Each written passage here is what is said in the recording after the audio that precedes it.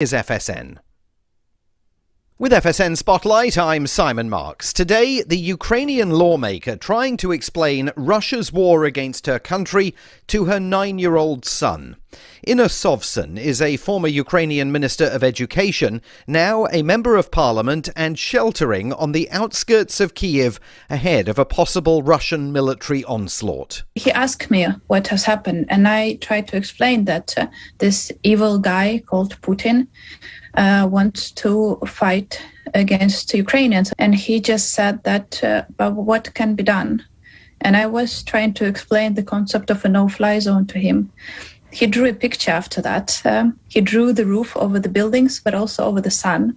And so he wants to cover the sun from Russian bombs as well.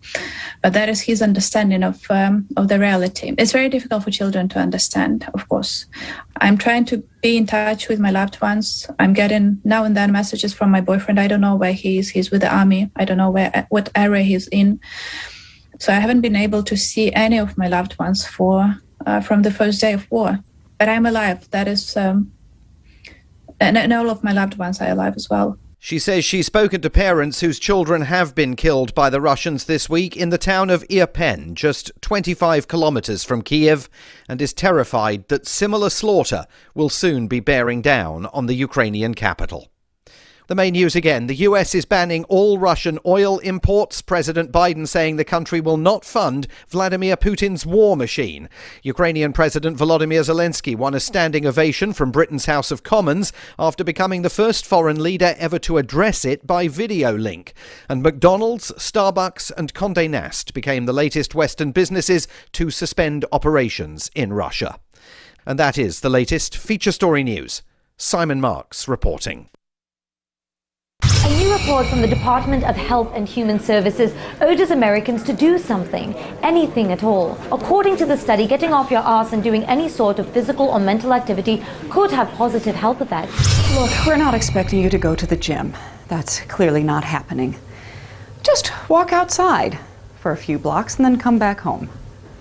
You can bring potato chips if that's what it'll take. For many years, the health department has encouraged Americans to watch less TV, but this report reverses that, saying, quote, watch whatever the hell you want, but at least pay attention and remember who the characters are, or just admire the colors. Colors are pretty. It's expected that following the advice in this report will cut down on the largest cause of death among Americans, laying on your back until your mouth fills up with saliva and you drown. Following the report's release, the most popular exercise now seems to be masturbating, but researchers warn that if you do it in public, stick to the sidewalk or you might get hit by cars. This is the Onion News Network.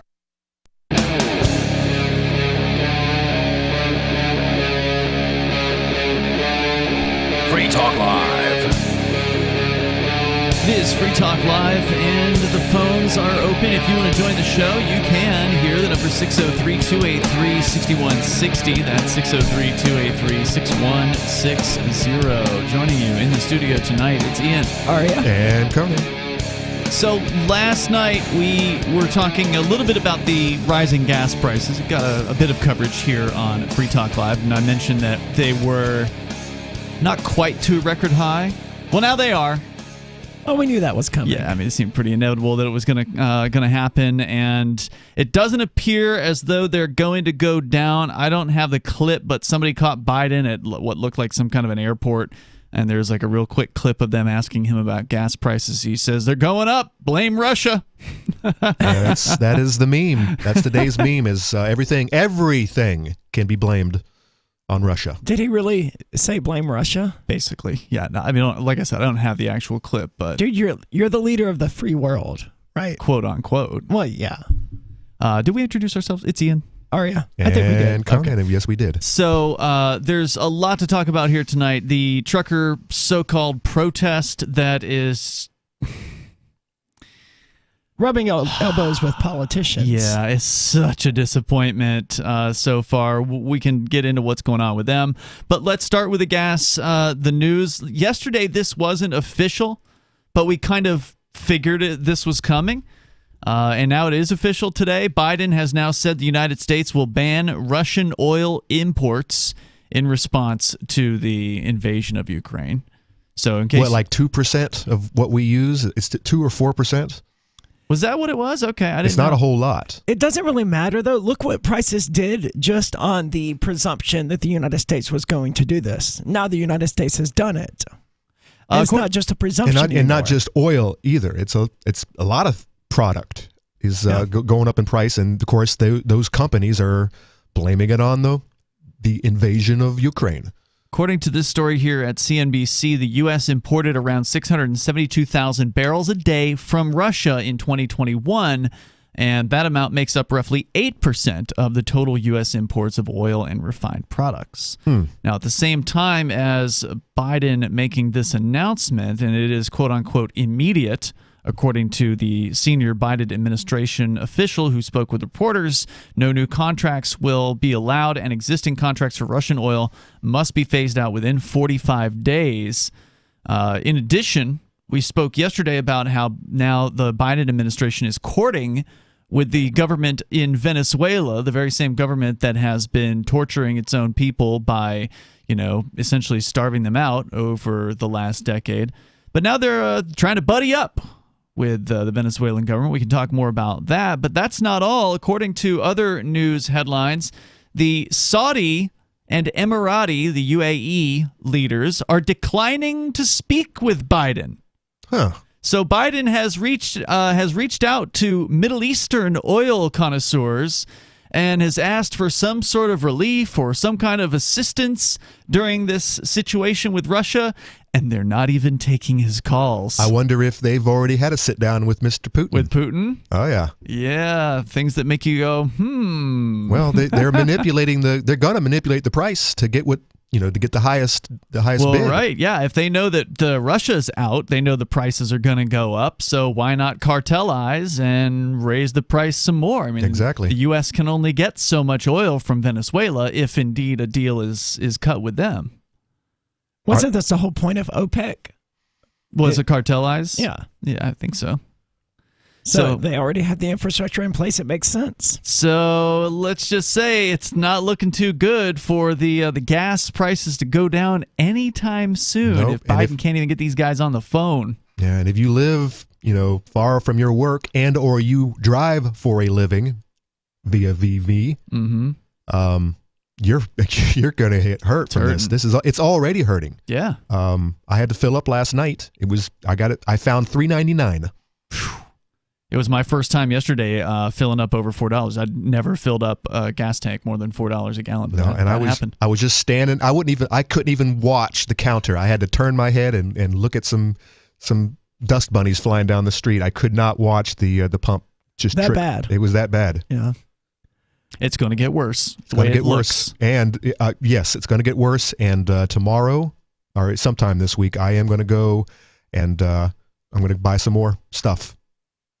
For the end of the world. I already have a pretty good. It's not going to be the end of the world. It's not even going to be the apocalypse.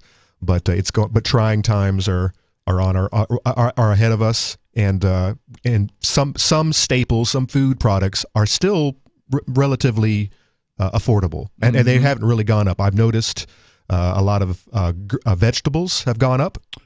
Rising gas prices is going to make everything go up. That's what I mean, and that's why tomorrow I'm going to go add to my already substantial stock, because I think that after this week, sometime this month, this year, it is going to just look at the gas prices. If that's all you had to go on was just gas, everything's going to go up.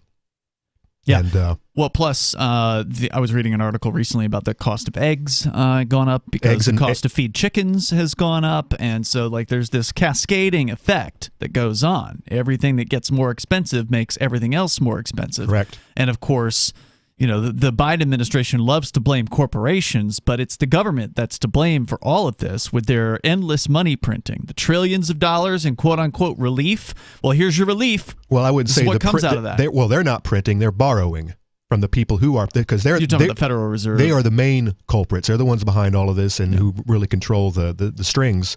Yes, it's the printing of money and all of the regulations, of course. But you said it's trickle effect, so it starts with the feed. Sadly, though, the government's just going to go, no, this is Russia's fault. That's what they're doing. And the masses are going to believe it. And not only, by the way, speaking of feed, not only does Russia I didn't realize it was as high as 8% of our oil was coming from there. But let's not forget about all the other product like food. Yeah, they do a lot of wheat processing out there, right? They do, but the big one, I think probably the biggest on the list, second to oil, is fertilizer. We get a lot of fertilizer from Russia and from China, and that is directly in line when it comes to our food production. If we don't have fertilizer, we can grow food, but it ain't going to be what it was last year. I try to use as little of it as possible because I'm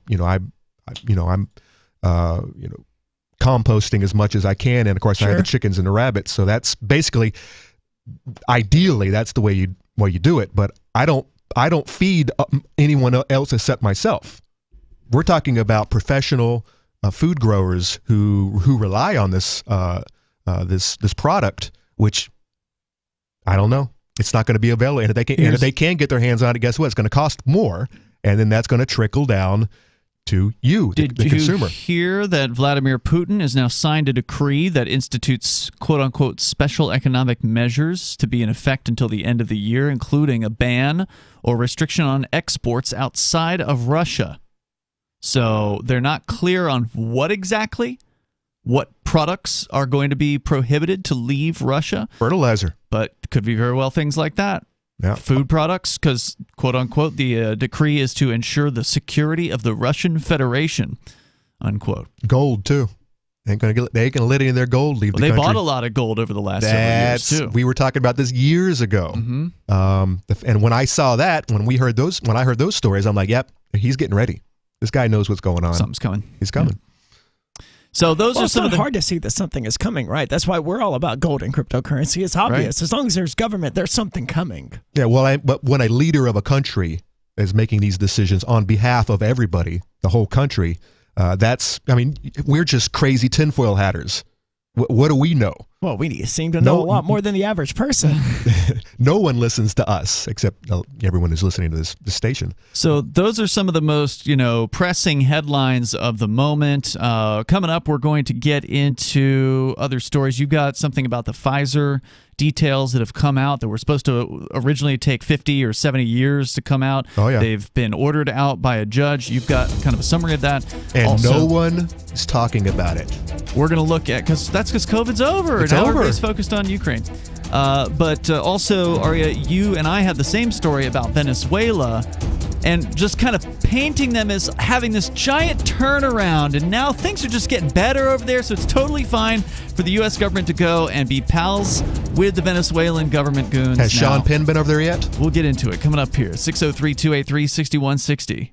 So you've signed the Shire Society Declaration and are planning your move to New Hampshire to be around more liberty-oriented people. Next, sign up for the Shire Society Forum at forum.shiresociety.com. There are a bunch of people there who are already in the Shire, and they want to meet you. If you're already in the Shire physically, you should also come by the forums. Remember, not everyone uses Facebook. New people are signing up for the Shire Society Forum every month, so drop in and say hello at forum.shiresociety.com. When Monster Hunter International discovers one of Isaac Newton's wardstones being auctioned off, they decide to steal it and use it to destroy the Chaos God once and for all. But a mysterious thief upends their plan, and it soon becomes a race against time as something much older and infinitely more evil awakens in the jungles of South America. Monster Hunter Bloodlines by New York Times bestselling author Larry Correia and Baen Books. Visit monsterhunternation.com for more. The new 4th edition of Healing Our World, The Compassion of Libertarianism, will take your understanding of liberty to a deeper level and has over 1,300 updated references, new cartoons, and a foreword by Dr. Ron Paul. With discounts for multiple book purchases, the 4th edition of Healing Our World is a great gift for the liberals, pragmatists, environmentalists, and Christians in your life who think libertarianism is cold-hearted. Get yours today at healing.freetalklive.com and use promo code FTL for a $5 discount. Are you tired of governments murdering people around the world? Stop using their money. There is an alternative. Bitcoin is a stateless, free market, non-political currency. Bitcoin cannot be inflated or controlled by any government. By using their money, you are helping the state. stop doing it. You have an incredible alternative available now. Learn it, use it, spread it. Get started with Bitcoin at Bitcoin.com. That's Bitcoin.com. On Free Talk Live, we're bringing people to the ideas of liberty every day. From wrestling superstars like Glenn Jacobs. You guys really are having an impact, I believe. Like I said, a lot of where I am now is due to listening to Free Talk Live. You changed my mind on some very important issues years ago. To random people tuning in on the radio. I was kind of stuck in the left-right paradigm. I heard your show by chance on a Saturday night. From there, I went on, joined the Free State Project, and become an amplifier. So, I mean, that's really the reason why I amp is because I know that if it wasn't for you guys being on as many stations as you are, I never would have found the ideas of liberty.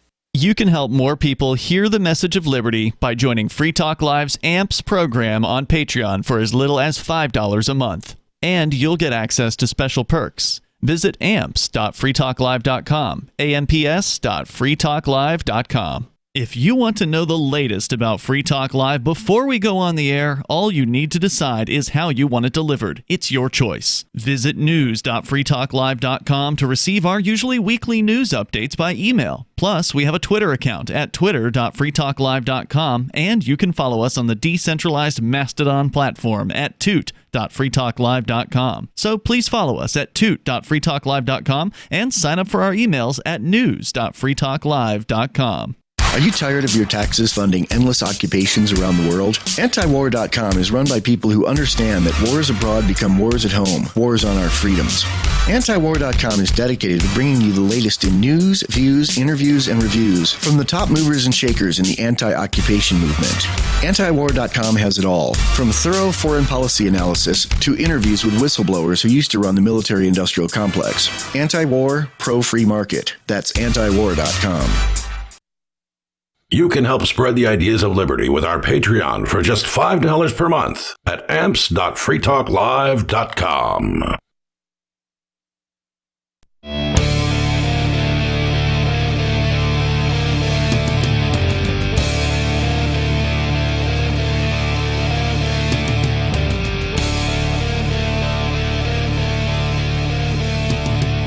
It is Free Talk Live, and phones are open here. If you want to join the show, you can. The number is 603-283-6160. That's 603-283-6160. I want to say thank you to David Burns, who is a Free Talk Live supporter of the AMPS program, amps.freetalklive.com is how you get to our Patreon. That'll take you right to the Patreon page. AMPS stands for Advertise, Market, Promote, and Support. It's a way for you to help us get the message of liberty on more great radio stations. We're on over 190 radio stations today, and not all at once, but over the week. There's 190 plus stations that air the show at various different times. We can have more. It just takes time. It takes effort. It takes money, and you're helping us with the money side. David Burns with a platinum sponsorship there. Really appreciate that. That means he's doing at least $25 a month. So thank you, David, over at amps.freetalklive.com, amps.freetalklive.com. Coming up, we'll get into an update on the People's Convoy.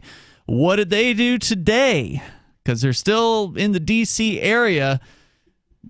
Let me just say, it's not too much to get excited about, but we'll get into it coming up here. First, though, we've been talking about the gas prices, and now Joe Biden saying that he's going to ban all Russian oil imports. At the same time, the UAE and Saudi Arabian official types will not even speak with Biden, and so they're not going to come to his aid. So he's going crawling on his knees to Venezuela, as we learned last night. The Biden administration trying to butter up the Venezuelan government, who they've been sanctioning for years now, since far back as Obama. So it wasn't just a Trump thing. It was, during the Obama administration, the U.S. federal government began sanctions against Venezuelan people, Venezuelan government people, and those did widen over time. Of course, the Venezuelan government has been doing the worst damage to their own people over the last several years, and that's because of socialism. But now, all of a sudden, the oil that Venezuela is sitting on is really interesting to the Biden administration.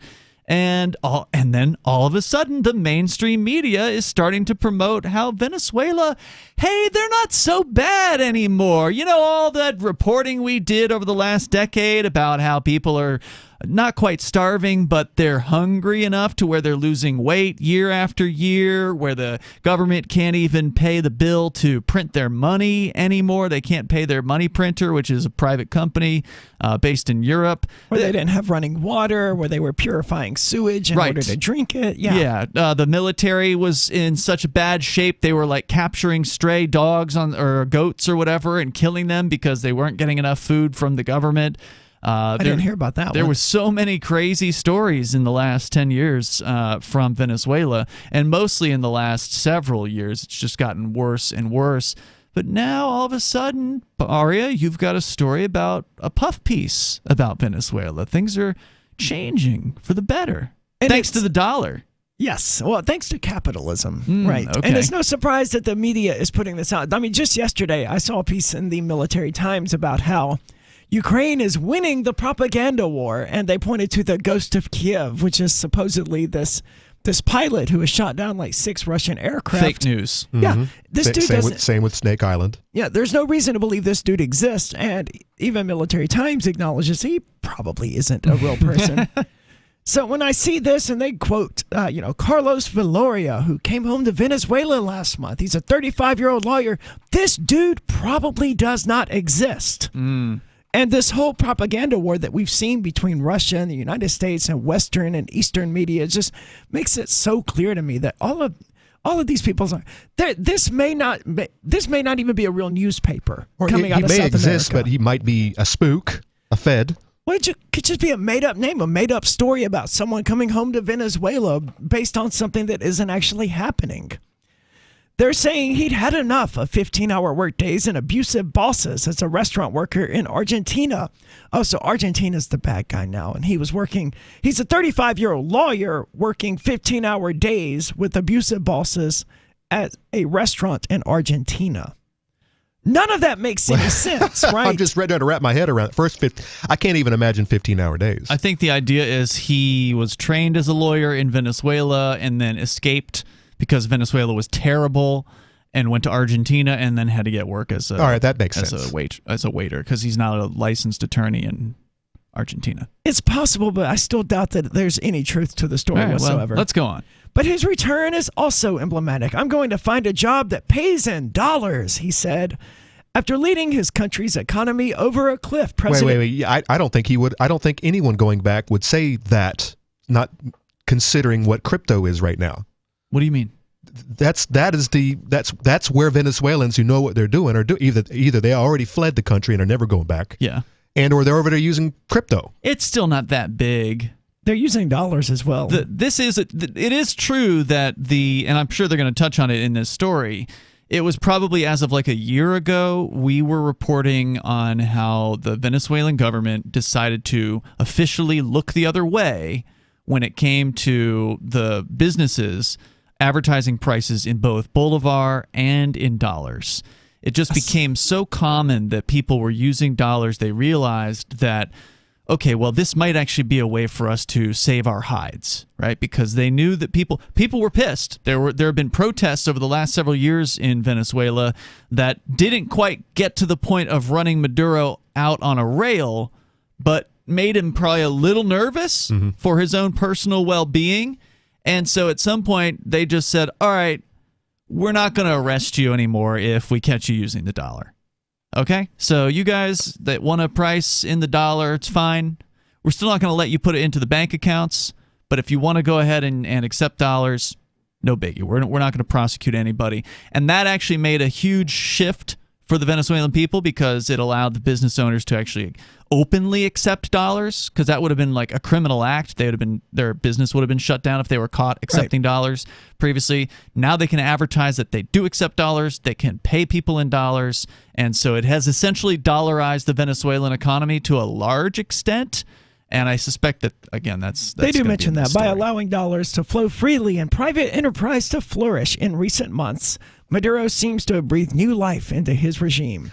Yes, simply by not doing anything, he has breathed new life into his regime. Well, that's really all governments need to do is Right. nothing.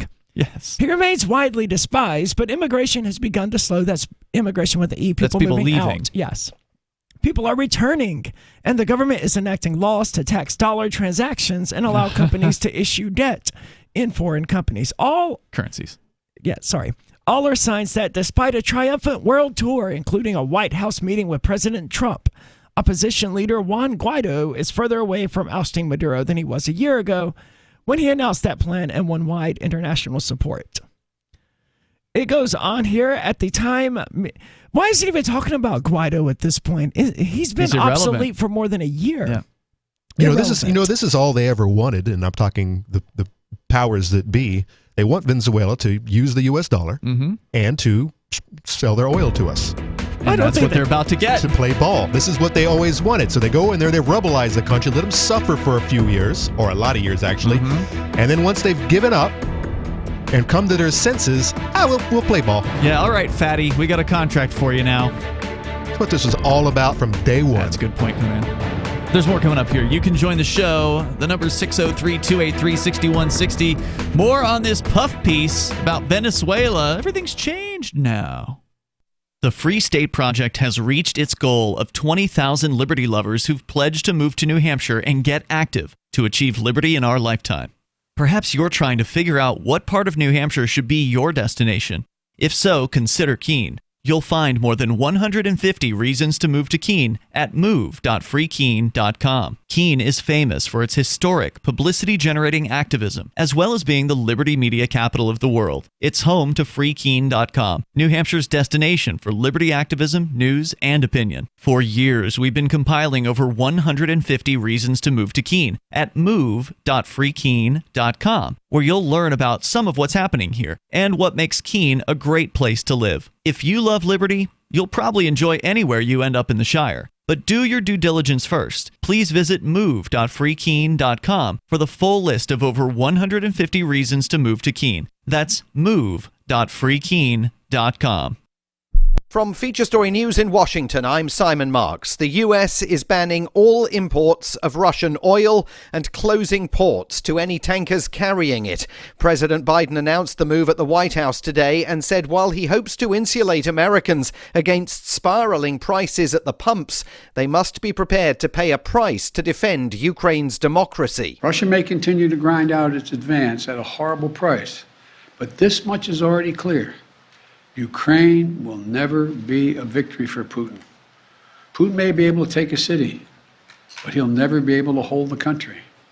And if we do not respond to Putin's assault on global peace and stability today, the cost of freedom and to the American people will be even greater tomorrow. Even before he spoke, the average price of a gallon of fuel in America reached a record high. The European Union announced it will cut 2/3 of its Russian energy imports by the end of the year. British Prime Minister Boris Johnson says the UK will entirely phase out Russian oil imports also by the end of the year. In the House of Commons, President Volodymyr Zelensky of Ukraine became the first foreign leader ever to address the chamber by video link, quoting Shakespeare and channeling Winston Churchill. We will fight on the banks of different rivers like Dnieper. We are looking for your help, for the help of the civilized countries. He received a standing ovation but secured no promise of action on the no-fly zone he's demanding. In Ukraine, civilians have been able to evacuate safely from some parts of the country, but in the Black Sea port of Mariupol, once again, efforts to create a humanitarian corridor failed. The UN says more than 2 million people have now fled, and many of them have headed to the Hungarian border, where FSN's Ross Cullen is on assignment. Hundreds of thousands of people fleeing Ukraine, more than 1 million in Poland alone, more than 160,000 people here in Hungary, and they're coming to places like this. We are in a secondary school in the town of Záhony, and the children have been sent home. Just like in COVID times, they are now learning online again because they have been sent home to create space for refugees. An array of Western businesses announced today they're suspending operations in Russia, including McDonald's with 850 hamburger restaurants across the country, Starbucks Lux and Condé Nast, publishers of Russian Vogue. And the New York Times is evacuating its entire editorial team from Moscow because of Russia's reporting restrictions. Two other headlines: Enrique Tarrio, leader of the right-wing Proud Boys, is facing conspiracy charges over last year's insurrection on Capitol Hill, and Prince Andrew has made a financial settlement to Virginia Giuffre, officially ending her lawsuit against him. From bureaus worldwide, this is FSN.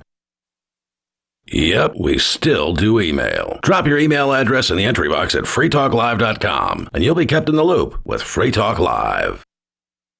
Free Talk Live. Phones are open. You can join the show here. The number is 603-283-6160. You can take control of the airwaves. By the way, I want to say thank you to Bitcoin.com. Longtime sponsor here on Free Talk Live. If you want to learn about cryptocurrency like Bitcoin and Bitcoin Cash, let me tell you right now, it's a darn good time to do it. Oh, yeah. Bitcoin price today under $39,000 per Bitcoin. Remember, the one thing you need to know, one of the most critical things, is you don't have to buy a whole Bitcoin. You can buy a fraction of a Bitcoin or a fraction of a Bitcoin Cash. Bitcoin Cash is like 1% the cost of a Bitcoin. You can go and learn about the differences between them and other cryptocurrencies over at Bitcoin.com. Click Get Started at the top of the page. There is a bit of a learning curve when it comes to crypto. You do need to get some basic concepts down, like why decentralization is important to the future of sound money. And you can learn some of those things over at Bitcoin.com. Click Get Started at the top of the page. And also, if you aren't new to crypto and you want to get the latest news headlines, they've got them every day over at news.bitcoin.com. We're going to get back into Venezuela coming up here in moments with this puff piece written by apparently an Argentinian news source, Buenos Aires Times. We'll get into that coming up here in moments. But first, we've got Stephen on the line in North Georgia. Stephen. What's up, guys? You're on the air. Go ahead. Sorry. So y'all were talking about propaganda earlier, and I find it very interesting.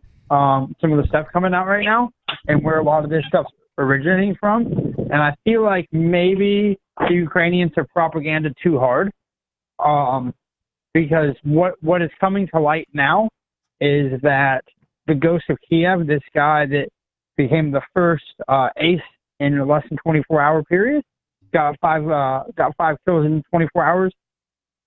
Two of those, the one where he shot down two right after each other, has been confirmed to be a simulator. There's no reason to believe this Ghost of Kiev person is even real.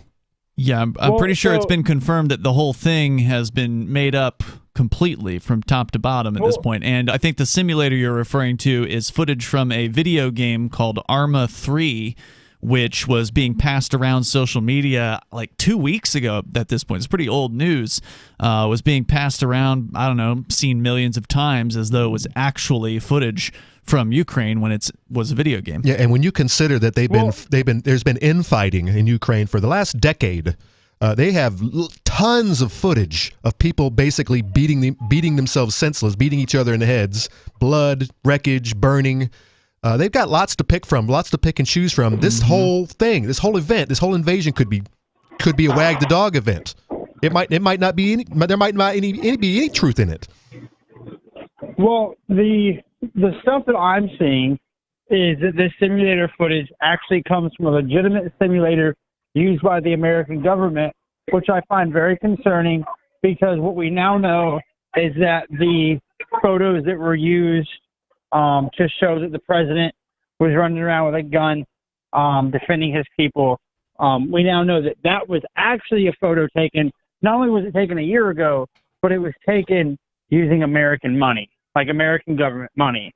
Yeah, he might not even be in the country. His supposed alleged bunker that he's hiding in, it might be in Russia for all we know. Yeah, Stephen, what you're referring to are a series of photos. I didn't see him toting a weapon in the photos, but he does have a helmet and a flak jacket and, camo gear on. And those photographs were taken on the border of Crimea when he was touring it in April. I believe it was April of 2021. So those are very old. Those photos were sponsored by the United States government. And what it looks like is that simulator stuff might not be a video game. It might be a DoD simulator. No, Okay. it's a video game. Well, I don't know what footage you're referring to. I just found but- it on Snopes. It is different from the Arma 3 footage. It comes from I just had it in front of me. Hold on. So there's different footage Man, out there. Snopes has really gone downhill. There are so many ads and crap in the way here. It is from Were they ever up on the hill? It wasn't they're this about bad, they're about man. the same level as the Facebook fact checkers. It's called Digital Combat Simulator. It's a simulation game that was first released in 2008. And is it a video game or is it like a training simulator for actual pilots? What's the difference?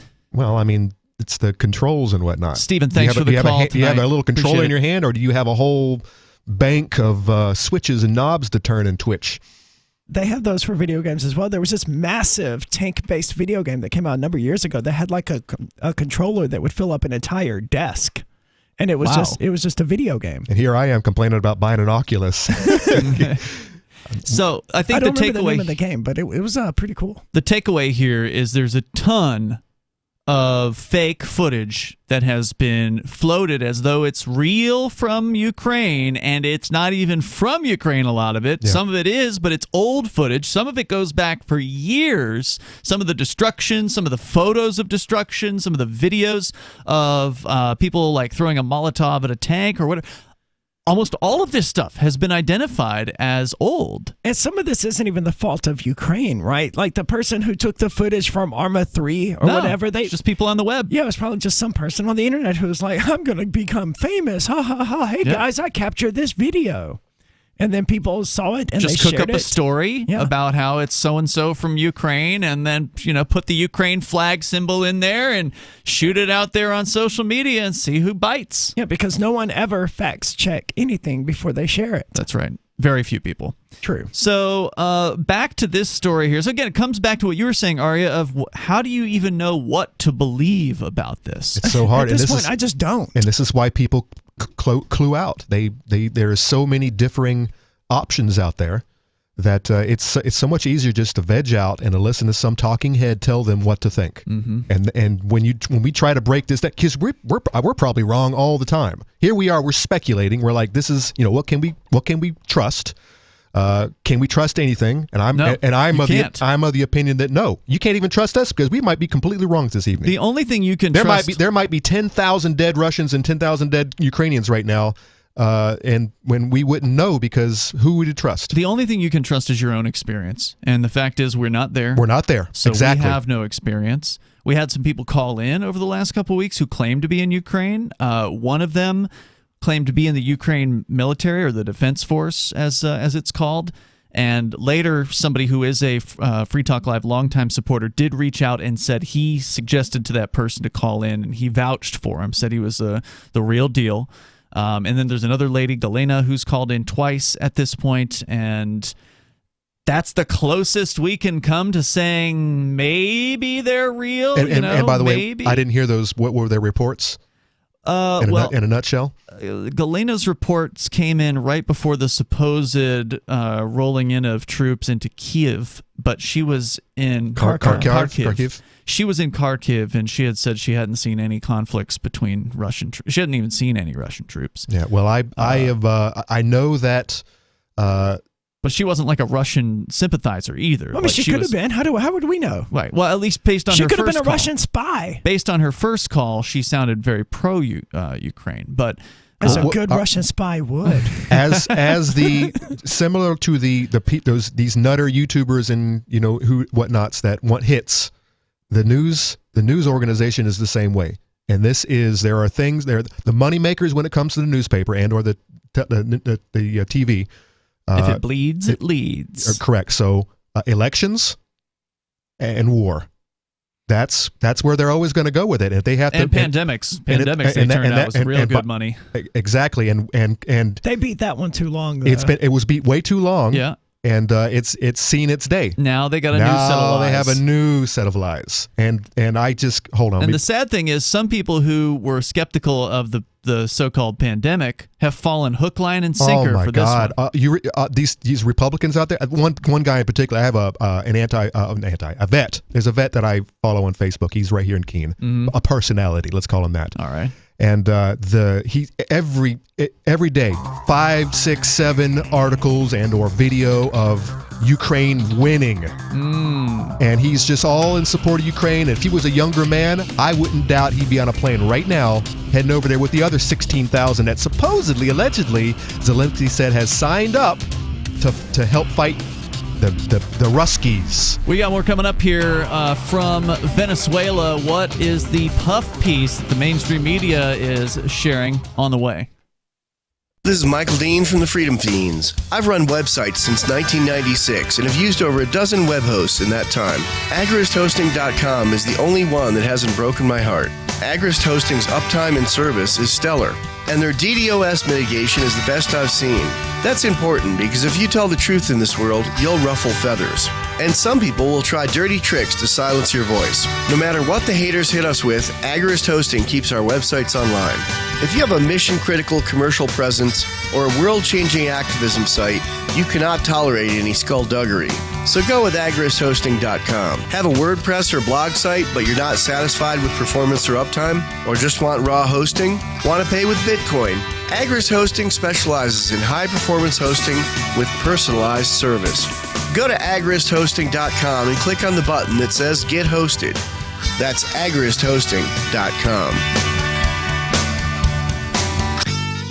I'm crazy about My Magic Mud. This is the most important oral care product created this millennium, and I'm not kidding. We all have different opinions on politics and issues, but we all have mouths. And I want yours to be as clean as possible, with teeth as bright as they were meant to be. I will never be without My Magic Mud. It's a little surprising, but man, does it work. If you only listen to one thing I say ever, go to mymagicmud.com and get 20% off with code FTL. mymagicmud.com, code FTL. There are lots of ways to listen to Free Talk Live. Our podcast has been around since podcasts began, and now the FTL feed is loaded with content besides our full show archives. Did you know that we make it easy for you to customize your podcast subscriptions? We have different feeds, one that includes only our full shows, one with just the Daily Digest, and our main feed that includes everything. You decide what you listen to. It's quick and easy to customize your feeds at feeds.freetalklive.com. That's feeds.freetalklive.com.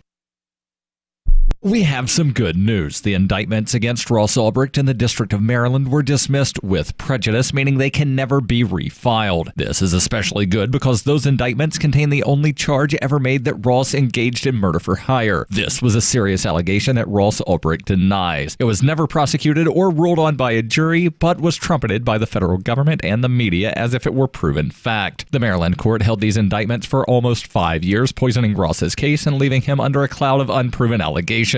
As explained in Ross's appeal to the Supreme Court, the fact that the judge used these allegations to give Ross a draconian sentence of double life without parole violated his Sixth Amendment right to a jury trial. Judges are required to issue sentences based on convictions decided by a jury, not unproven allegations never even charged at trial. Although this is a positive development, the dropped indictment will not set Ross free. Now, a presidential pardon is Ross's only hope of freedom. Sign the petition at freeross.org. freeross.org.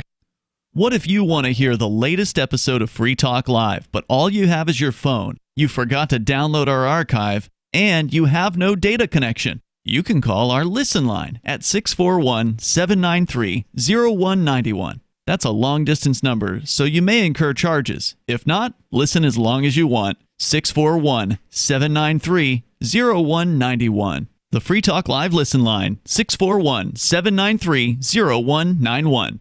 There are basically two types of advertising, direct response and branding. Radio is great for direct response with its low cost to listener ratio, but audio can't be beat for branding, which is a longer term endeavor. You want to be the first thing that someone thinks of when they think about your product or service. If you have a local business that you want kept top of mind in your community, call the station. If you need national reach, Free Talk Live's got around 200 radio stations, millions of monthly listening sessions, can suit all budgets, and if we don't think we're right for you, we'll tell you. Email me, mark@freetalklive.com. Got Telegram? You can follow our channel there and discuss show prep with other listeners at telegram.freetalklive.com.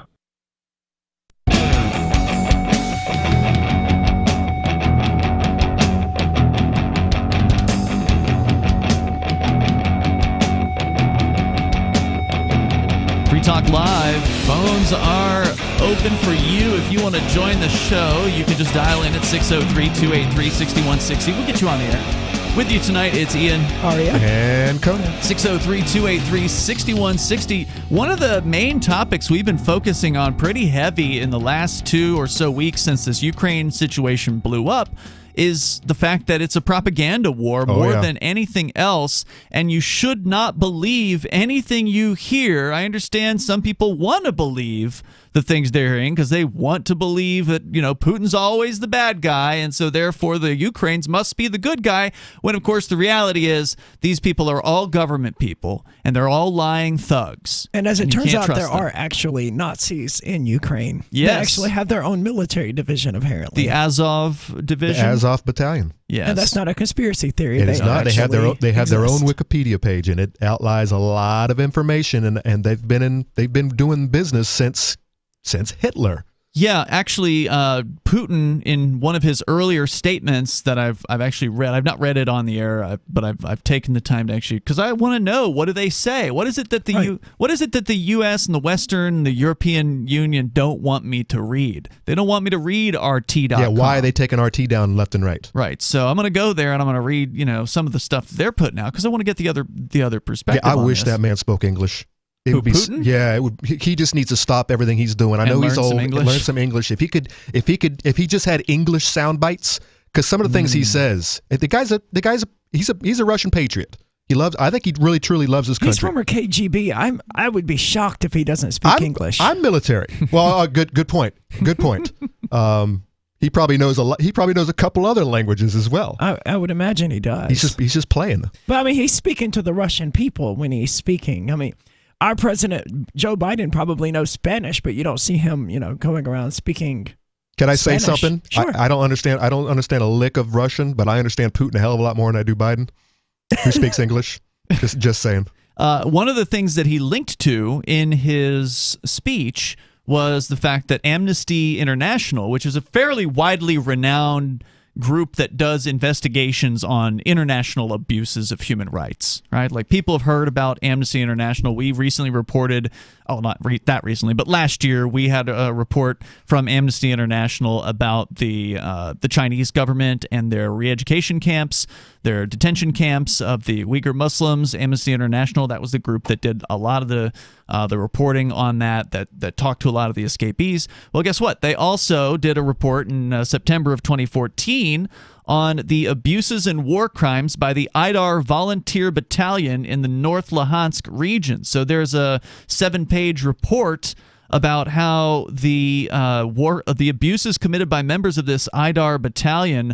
amount to war crimes for which the perpetrators and possibly the commanders would bear responsibility under national and international law. However, those members are acting with virtually no oversight or control, and local police are either unwilling or unable to address the abuses. Or they are a part of it themselves. Right. I mean, that's a quick excerpt from a 7-page report on the Nazis and the fact that they are able to just do basically whatever they want to. Yeah, like they're the ones. You mean like stage coups to take over the Russian sympathetic government of the times in 2014? And guess who's volunteering for the Ukrainian Defense Force? Exactly. Those guys. I wonder if our buddy Cantwell is on a plane right now, heading over there. And the Western media is doing the best they can to ignore that fact. Right? Because who's behind the Ukraine invasion in a lot of cases? Western liberals. Yeah. Now, there is one catch to all of this. Zelensky, supposedly... He's Jewish. Mm-hmm. And how did he get in there? And what does Azov think about that? He's a self-hating Jew. He could either be that, or he's not supported by Azov Battalion. So that is interesting, but having him in there really kind of quaffs the argument that this anti-Semitism is actually taking place, and pro-nationalism, pro-national Ukraine, which is what they really are. Nationalists. Nationalists, yeah, they love their country and they hate everyone else. So let's get back into Venezuela, because there's been a big change in the mainstream media coverage about Venezuela now that the Biden administration needs their oil all of a sudden. Now Venezuela, we're starting to hear about how they're turning around things there. Now they're letting people be more free, and it's helping everybody. And that's true. They are letting people use the dollar, and that has helped people, but it's curious that this coverage is hitting now. Yes, it is. Because it was a year ago roughly a year ago, that the U.S. hit Maduro in Venezuela with sanctions on oil.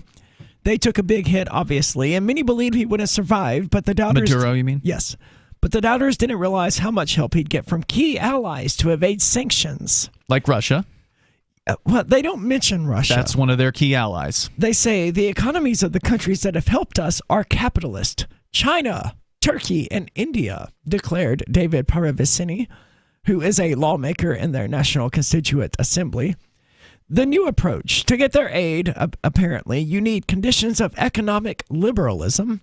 That's what China did to move forward, and it's now what we have to do, which is a new approach that includes secret talks Maduro had with holders of $60 billion in U.S. bonds, some of them American.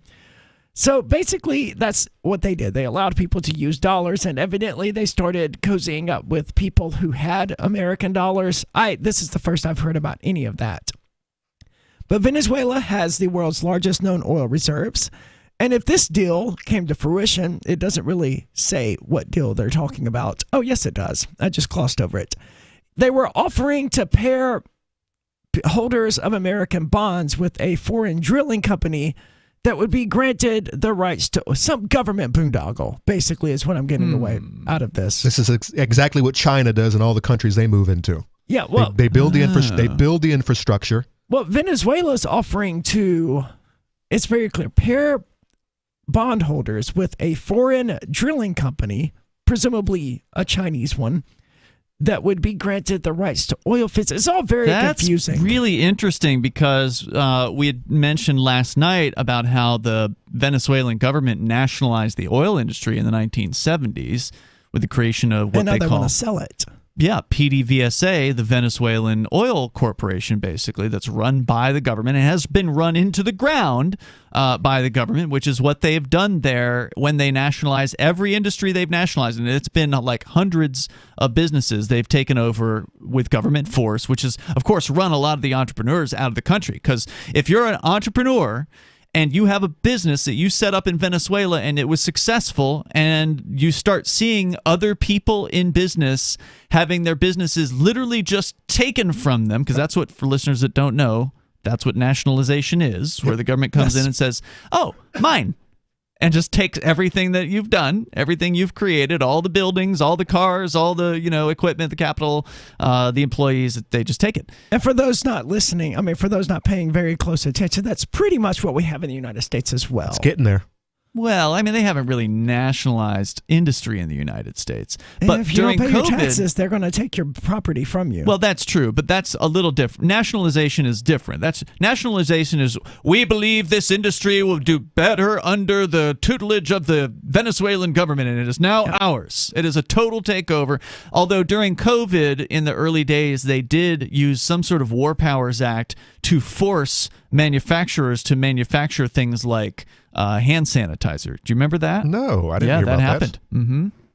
Yeah, I think it was hand sanitizer. Of course, they would. Of course, if I was a hand sanitizer in the production, I wouldn't have it. You wouldn't have to tell me to make my hand sanitizer. No, it was like companies that like made breweries and like stuff, alcohol. Distillers. Now or whatever. that would be a problem. Yeah. Unless I was making good bank.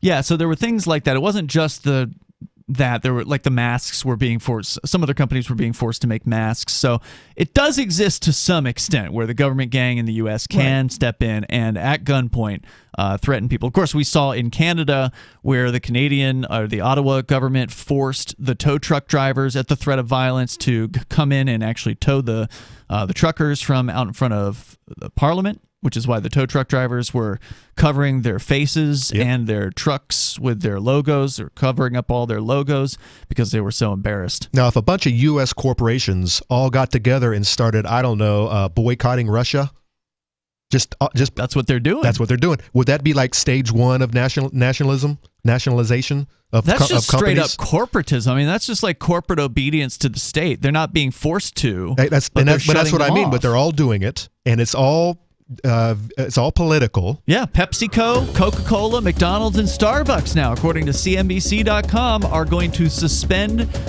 almost all of their business operations in Russia. That's a bad business decision. It's a terrible It's horrible, business but decision.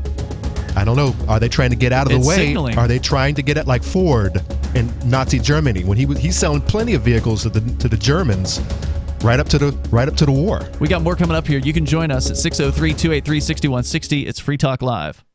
Tired of cancel culture? Sick of mega tech corporations holding an axe over your head? Join the LRN.FM Matrix chat server. It's self-hosted, so no one else can tell us what to do or say. Don't like the existing channels? You can make your own. You can even connect into some of our channels from other Matrix servers. It's federated. For the full LRN.FM Matrix experience, though, you should join our server via the step-by-step instructions at chat.lrn.fm.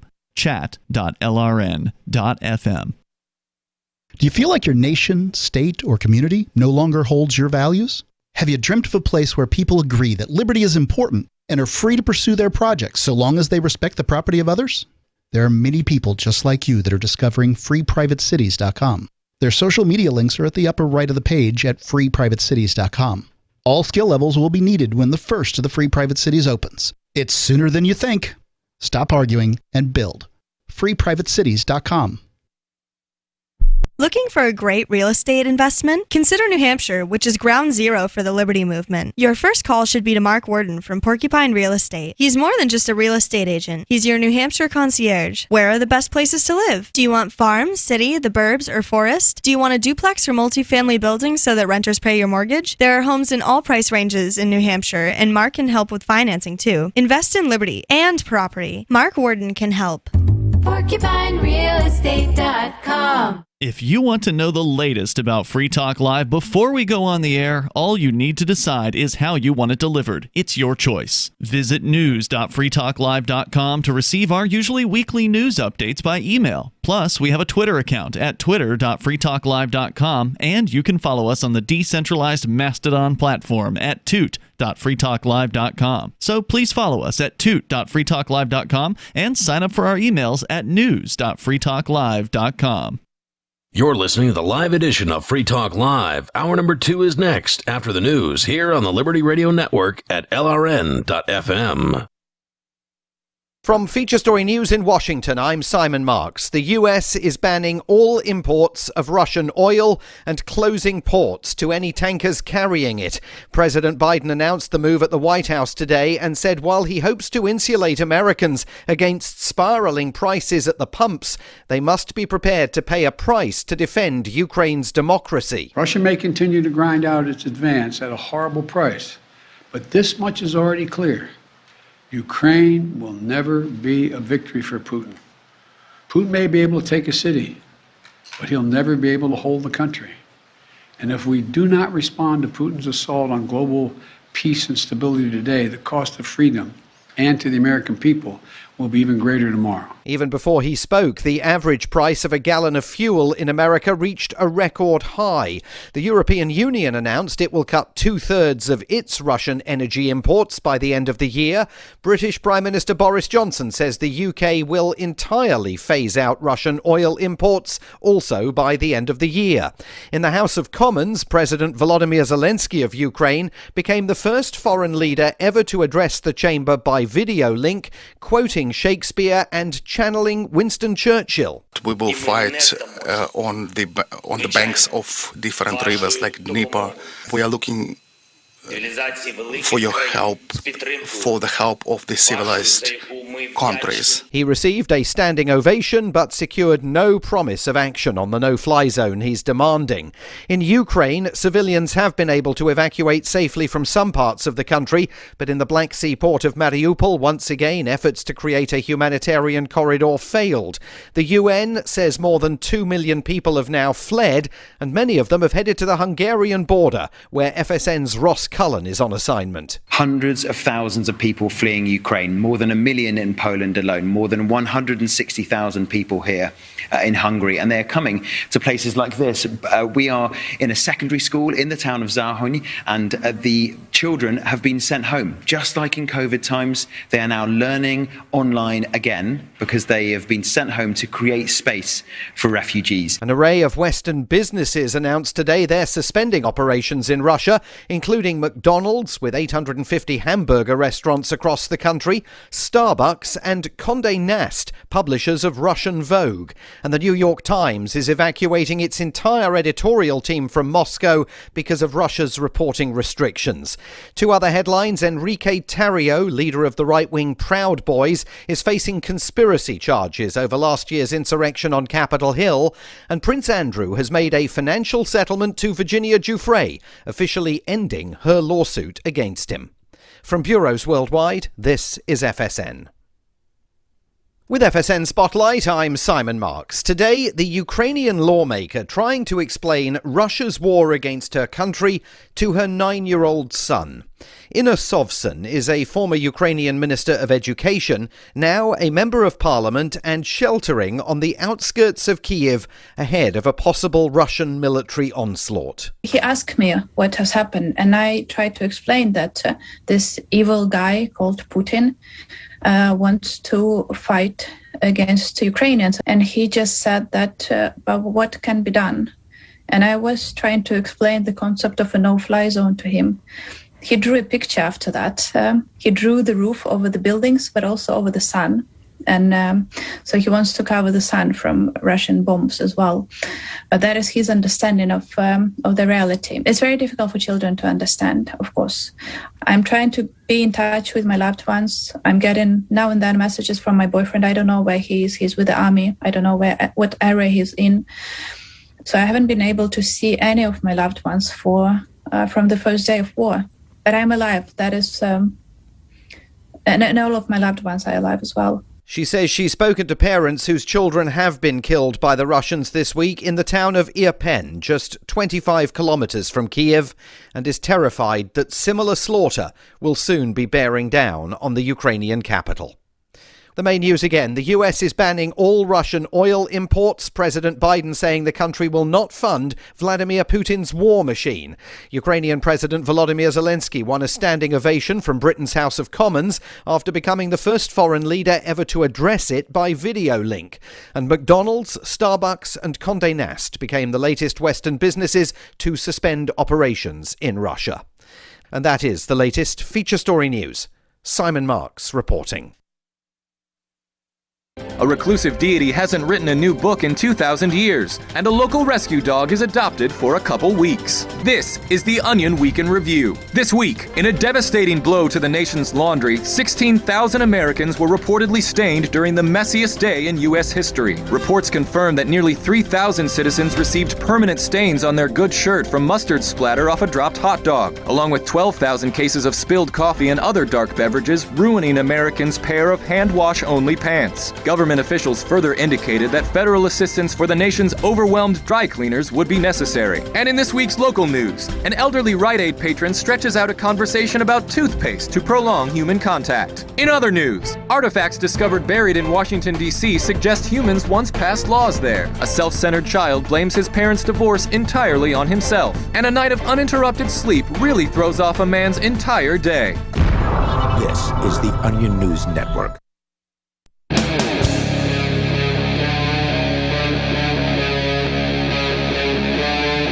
Free Talk Live. It is Free Talk Live, and you can join us here. The number is 603-283-6160, kicking off the second hour of the program.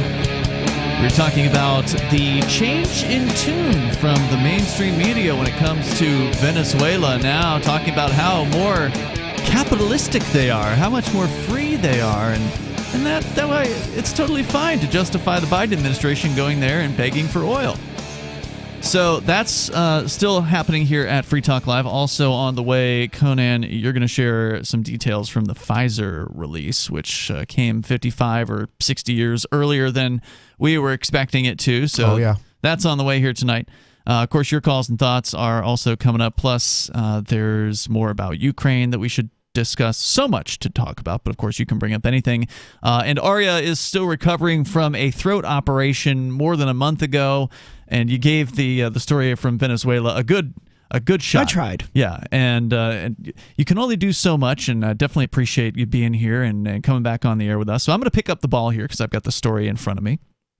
And they talk about the bolivar, which we've been following the worthless decline of the bolivar for many years now. And as they acknowledge here, the U.S. dollar has over the last year become Venezuela's unofficial currency, appearing in cafeteria menus and mom-and-pop shop windows blocks from the presidential palace. And keep in mind, this used to be illegal. If you were to accept the dollar at your business, you could have your business raided and shut down and probably face criminal charges. Now, the government doesn't care because the government guys, the gangsters there, realized that if they didn't let people use the dollar, the people of Venezuela were going to kill them, that they were going to burn them out of their offices. You can only starve people for so long. Yeah, and it was a desperate move on their part to just leave them alone. And that's what they did. And across the capital, according to this website here, batimes.com.ar, that's what we're sharing this from, bodegas filled with French champagne, vacuum-sealed salmon, and Grana Padano Italian cheese appeared where bankrupt shops had once been. The bolivar, the official currency, has become worthless through years of hyperinflation. Quote, what we saw wasn't a liberalization, but a permissiveness, and in some cases a legal framework that existed but wasn't enforced, unquote, said Tamara Herrera, the chief economist at Caracas-based consultancy Synthesis Financiera. Quote, the need arose because of progressively intensifying U.S. sanctions. The new decrees show the government's fiscal hunger and punitive nature. Now, that's always the thing that they place the blame on in countries like Venezuela and North Korea. They love to blame the U.S. sanctions for all of their economic woes. You're talking the Venezuelans or just everyone in general? Because I blame them as well. No, it's the Venezuelan socialism is what their problem is. Yeah, but it's partly sanctions. That's part of the problem. There's no doubt that sanctions have an effect. They should be able to survive internally with their own economy. Like if the entire world was like, no, we're gonna boycott the United States, the United States would be able to survive. Right, it would be bumpy. Venezuela's a temperate climate, right? Like it's a pretty hot place. It's tropical, right? So they can grow year-round food in Venezuela. So they could certainly feed their own people there.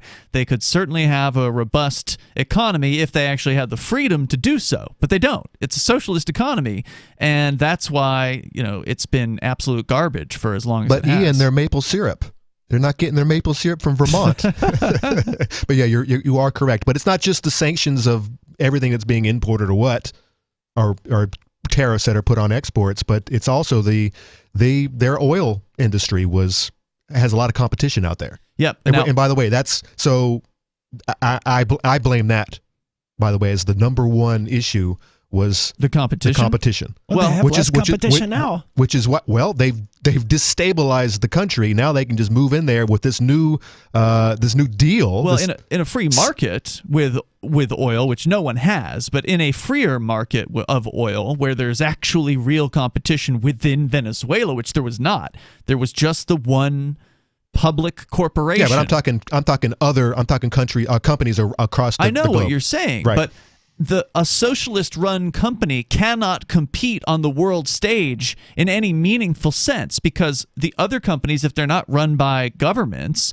if they're run privately, they're just more nimble. They're able to do more than a socialist-run system. And the Venezuelan government was relying – one of the reasons why they failed as hard as they did was they were expecting the price of oil was just going to keep on going up. Right. But then competition brought the price of oil down, and – they had no plan for that, basically. So oil production, after plunging for nearly a decade, is stabilizing at 800,000 barrels a day, stemming from some of the economic hemorrhaging. This year's projected contraction, while still stunning at 10%, is a far cry from the 35% from a year ago and 65% in the past 5 years. The country's Constituent Assembly approved a value-added tax last month to reap benefit from the estimated 70% of all transactions this year set to occur in dollars. So that's how much it has shifted in just 1 year's time, going from all legal transactions being in the bolivar to now 30%. And they're going to kill it by increasing taxes. You know what sucks about this? If you live through this, if Venezuelans live through this and watch the bolivar explode like it did, and it's going to happen again with the U.S. dollar, that'll be harsh within their lifetime. Well, that's the issue, right? They haven't learned anything. How many times has Venezuela knocked zeros off their currency, and the Venezuelan people are at least three that I'm aware of. Maybe it'll work this time.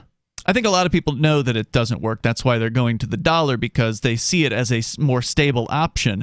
And by comparison, it is. I mean, they all are losing value. The dollar is certainly losing value at almost a record clip. It's certainly at record highs in the last 40 years, according to the government's own numbers. And we're going to get the February numbers probably within the next week, from what I understand. So maybe it'll be in the double digits, because last month it was 9.7%. was the official. I think that was either the producer or the consumer. I forget which one it was, but it was very high. Quote, "We are doing this now because there are signs that point to a recovery on the economy," says a Socialist Party lawmaker at the National Constituent Assembly. He's referring to the tax on the dollar sales. So, okay, we see the economy is recovering, so we need to tax it. That's what they're saying. Quote, "But we have a highly speculative economy in which price fixers, especially merchants, take every opportunity to set and obtain extraordinary profits, and incentives for national production must be created through more efficient policies," she said. So what does that even mean? It just goes to show they don't know anything. They have not learned a single lesson. They see money moving like all government people, and they must tax it. And they just want to control. Of course, it's ironic for them to call the people in the market price fixers. Right, considering that's all the Venezuelan government does. Right, that's one of the reasons why the Venezuelan government has failed so hard, is because they mandated that companies fix their prices and therefore ran those businesses out of business, because they wanted some companies to sell at below cost. Right, there are two different values of the bolivar, whether you measure it in the real U.S. dollar amount or the Venezuelan government's official dollar amount. Right. And there's a huge difference between the two. So this has meant an abrupt return to some statist socialism. Venezuela's price control agency claimed it inspected more than 1,900 stores in January. Commerce Minister Anaida Laya recently announced 135 agents have been dispatched across the country to, quote, "end the speculative economy," unquote. Scrutiny had declined in recent months. The government is watching closely again. To do what? To regulate the prices? Yeah, in the they're stores? still at it. They're back at it, is what they're saying here. So but they can't. Are they able to control? So they can control the bolivar, but can they say, all right, you have to provide this sandwich at $2 to That's US correct. dollars? They can do that. Yeah.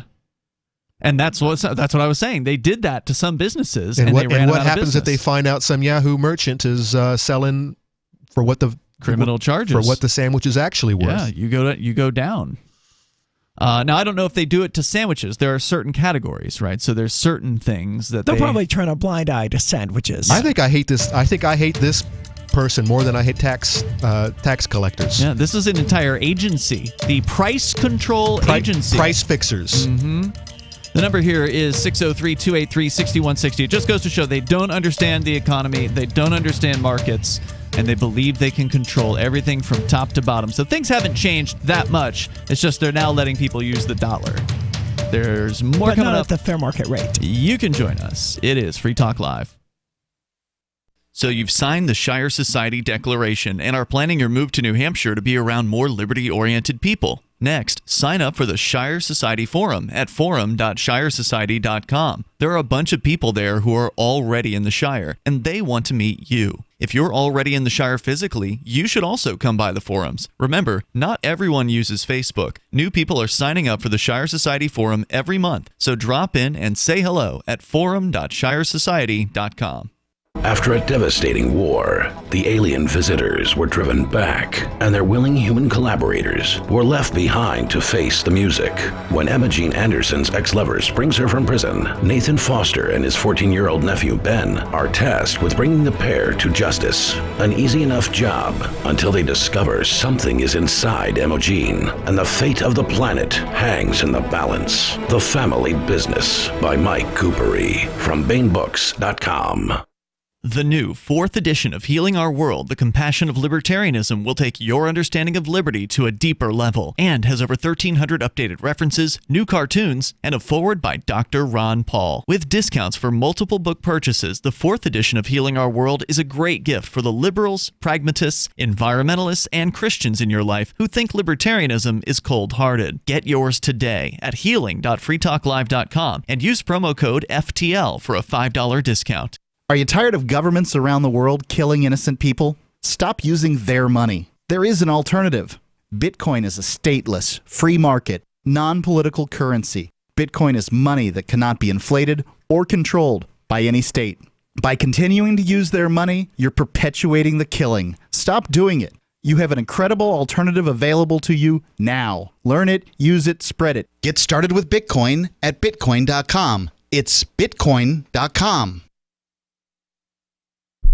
Join liberty-minded voluntarists, anarchists, and libertarians from June 27th through July 3rd for the 6th annual Fork Fest at Rogers Campground in the beautiful White Mountains of New Hampshire. Fork Fest is a fork of the Porcupine Freedom Festival, which sold out for the first time in 2021. Fork Fest takes place the week after Pork Fest, but Fork Fest is decentralized, which means that there's no ticket cost and no one is in charge. All you have to do to join the fun is reserve your camping site, RV site, or motel room with Rogers Campground for June 27th through July 3rd. There's no better place to celebrate Independence Day than around other freedom-loving activists in the Shire. You can find out more at the unofficial website, forkfest.party.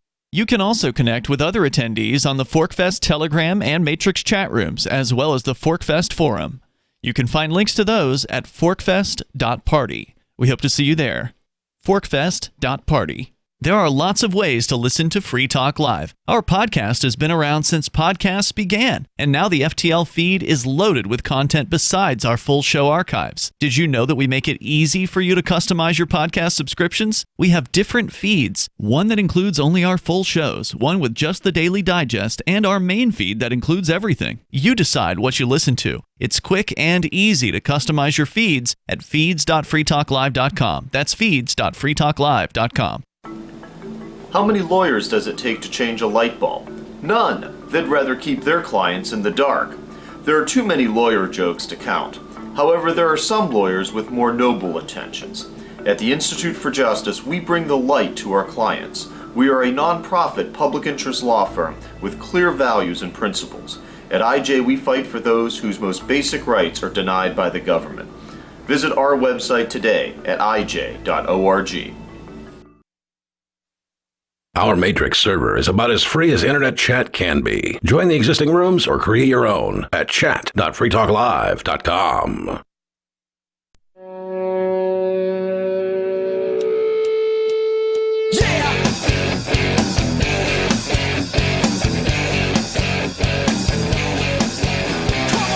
It's Free Talk Live. Andy, you can join us here. The number is 603-283-6160.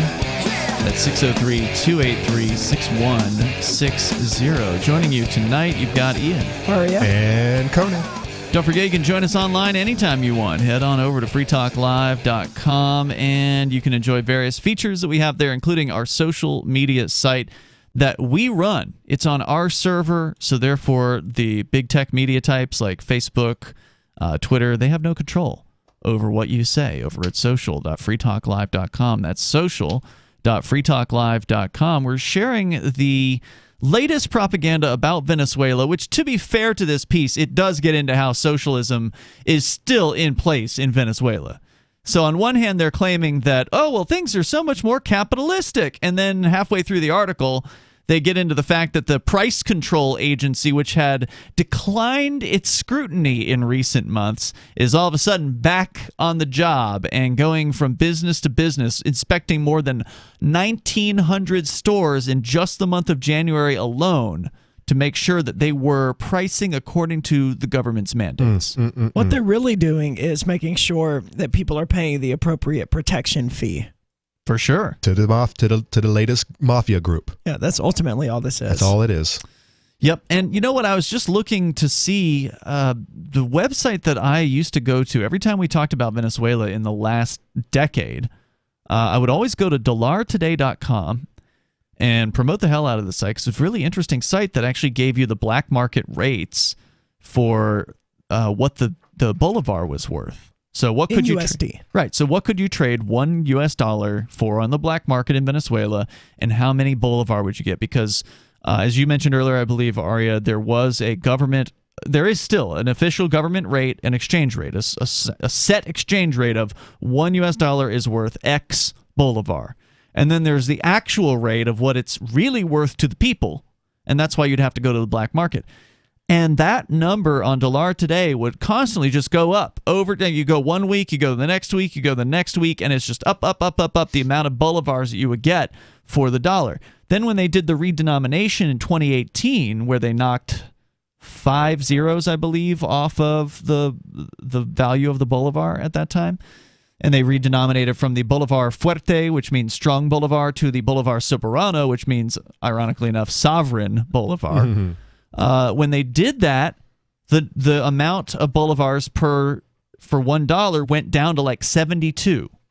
So it had been like in the millions, and it went down to 72 the next day because that was the new redenomination. And immediately after that, it started going up, and it was going up and up and up and up. And by the time they redenominated again in October of 2021, just 3 years later, and knocked, I believe, 6 zeros this time off of the bolivar, it had gone up to 4-something million bolivar to $1. So it went from 72 bolivar in August of 2018 up to 4.4 million bolivar at the very end of the so-called sovereign bolivar.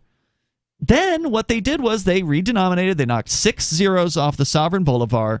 So therefore, a 100,000 bolivar note became a 1 bolivar note. Okay. Just imagine having that much wealth stolen from you overnight, man. Well, I mean, it isn't any more wealth. It's just they're acknowledging that this thing is worthless. Paper. Yeah, so it's just a fudging the numbers, basically. The 100,000 bolivar isn't wealth.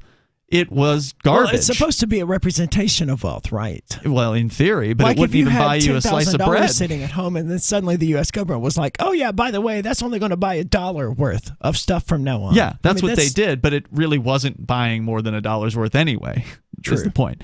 So anyway, they did that, and then what was really weird was I went to the Dollar Today website, and I noticed that they had changed the numbers again. Right, it had gone down from 4 million or whatever down to like just 4 or 5.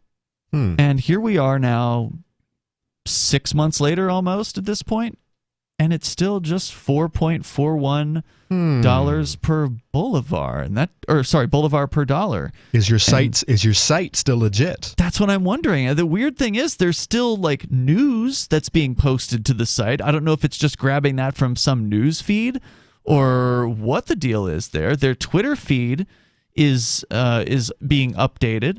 So I don't understand that, because and then if you start trying to look around to find like a conversion between like other websites to convert between the bolivar and the US dollar, it gets very confusing, because according to Wikipedia, the new term for the Venezuelan bolivar is the VED instead of the VEF, which is what it was previously.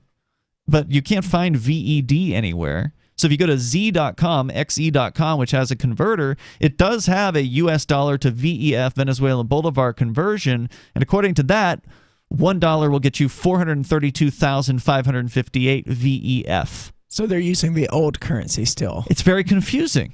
Maybe they are. That would make sense, right? I think so. Wasn't that about the rate of the old one? No, because if they knocked 6 zeros off of that would be... Yeah. not quite the same. But then if you look at the chart over the last month, the actual amount of bolivar you get per dollar has actually been going down. So a month ago, it was 450,000 and change bolivars, and now it's 432,000 and change. So it's very confusing. It's not like anything has happened like this in the last decade, basically, that we've been watching this. So I don't know how to explain it, and there's no real explanation on Dollar today as to why things are so steady seeming. Well, didn't you say that 70% of their commerce is now being done in USD? Yeah, that could be a stabilizing factor. That's what I'm thinking, and that's the best explanation I can come up with is this news story, or this quote-unquote news story here that we've been sharing, does claim that in the last year it has gone from overtly $0 in sales from the different businesses in Venezuela to 70% of all sales in US dollar. And so, yeah, I think you're right. That could be a stabilizing factor for the new, what they call the digital bolivar. That's the new term for the current version of it. Oh, that's why it's VFD? Mm-hmm. Yeah. Or VED, whatever. Whatever it is, yeah. So the old rate was, or the old currency was VES. Mm-hmm. Right. And the new one is VEF. The That's the Soberano, but that ended in October. Now it's the VED. So there's no real clear answer, because Z.com's still calling it the VEF, which is years old now at this point. So it's very, very strange. If you're in Venezuela and you can clear this up for us, what's the actual black market rate of the dollar? If anyone is even using VED. Yeah, right. Maybe it's more than 70%. Maybe they're all just using dollars and crypto, US dollars. Yeah, I would like to know what the status is with crypto there. From what we hear, the whole claim that there's a whole bunch of crypto transactions is just propaganda from the crypto side of things. I mean, there's probably some. Yeah, surely there are some. But I would like to know more. If you want to weigh in, the number is 603-283-6160. That's 603-283-6160. You can share your thoughts with us here. We're going to get into more on Venezuela. Plus, coming up, the Pfizer data that has now come out under a judge's order. It was supposed to take most of the next 100 years before they released this. This is what got them emergency use authorization. And we'll get into it coming up here. And the number is 603-283-6160. If you want to join the program, if you want to take control of the airwaves, bring up whatever's on your mind here on Free Talk Live. 603-283-6160. Carl Watner, longtime proponent of a voluntary society, died last December. You may have seen his articles published on his website, voluntarist.com, in his newsletter, The Voluntarist, the Mises Institute, or elsewhere over the last 40 years. His newest book, I Must Speak Out, Volume 2, The Best of the Voluntarist, is now available via Liberty Under Attack Publications. This 430-page second volume spans the years of 2000 through 2020 and includes articles by Carl Watner, Hans Hermann Hoppe, Karl Hess, Benjamin Tucker, George H. Smith, Lysander Spooner, Pete Eyre, Joyce Brand, and many others. I Must Speak Out is for the newly initiated, the veteran voluntarist, or anywhere in between. Buy the book now at libertyunderattack.com/voluntarist. For more great content on building a voluntary society and for Carl's extensive archives, check out voluntarist.com. From Feature Story News in San Francisco, I'm Ira Spitzer. McDonald's and Starbucks are the latest businesses to shutter their operations in Russia after President Vladimir Putin's unprovoked invasion of Ukraine. Pressure has been mounting on companies who have long profited in Russia to take a stand against the aggression which has killed thousands and sparked a refugee crisis. FSN's Tony Waterman has more. McDonald's CEO Chris Kemchemsky said the company is temporarily closing all 850 of its Russia locations, but admitted it is impossible to predict when the doors could reopen. For now, all 62,000 employees will continue to be paid. Kemchemsky said McDonald's was experiencing supply chain issues along with other operational disruptions. But the fast food behemoth, which opened its first restaurant in Moscow in 1990, had faced criticism for staying quiet on Russia's invasion of Ukraine. Starbucks also announced on Tuesday that it was suspending business activity in Russia, including the shipment of products and closing of cafes. CEO Kevin Johnson said a Kuwait-based licensee, which operates at least 100 Starbucks in Russia, would provide support to its employees. The European Union has unveiled plans to cut its dependence on Russian gas by 2/3 by the end of the year. This follows announcements by the U.S., which says it will completely ban Russian oil and gas, as well as the U.K., which plans to phase it out by the end of the year. FSN's Rosie Bierschard reports from Brussels. It is abundantly clear that we are too dependent on Russia for our energy needs. Those were the words of EU climate chief Frans Timmermans as he presented plans to wean European countries off of Russian gas. Brussels will diversify energy supplies and has been in talks with countries including Norway and Qatar about upping liquefied natural gas and pipeline imports. Though Timmermans says renewables are part of the answer, the transition away from fossil fuels won't happen overnight. And amid fears around energy security, the EU also plans to make it a legal obligation for member states to have gas reserves filled to 90% by October 1st. It was a volatile day for U.S. markets, with the energy sector once again in full focus. President Biden's announcement that the U.S. is banning Russian oil imports fueled major gains for the energy sector. FSN's William Denzelo reports from New York. U.S. crude prices hit a 13-year high this week, and President Biden's announcement sent Brent futures up.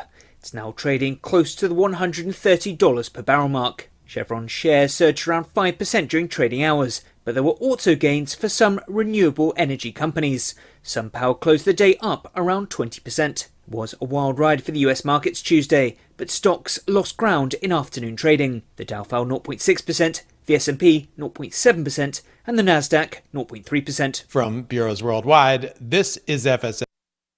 You can stick it to the man and big tech. Join our FTL social mastodon at social.freetalklive.com.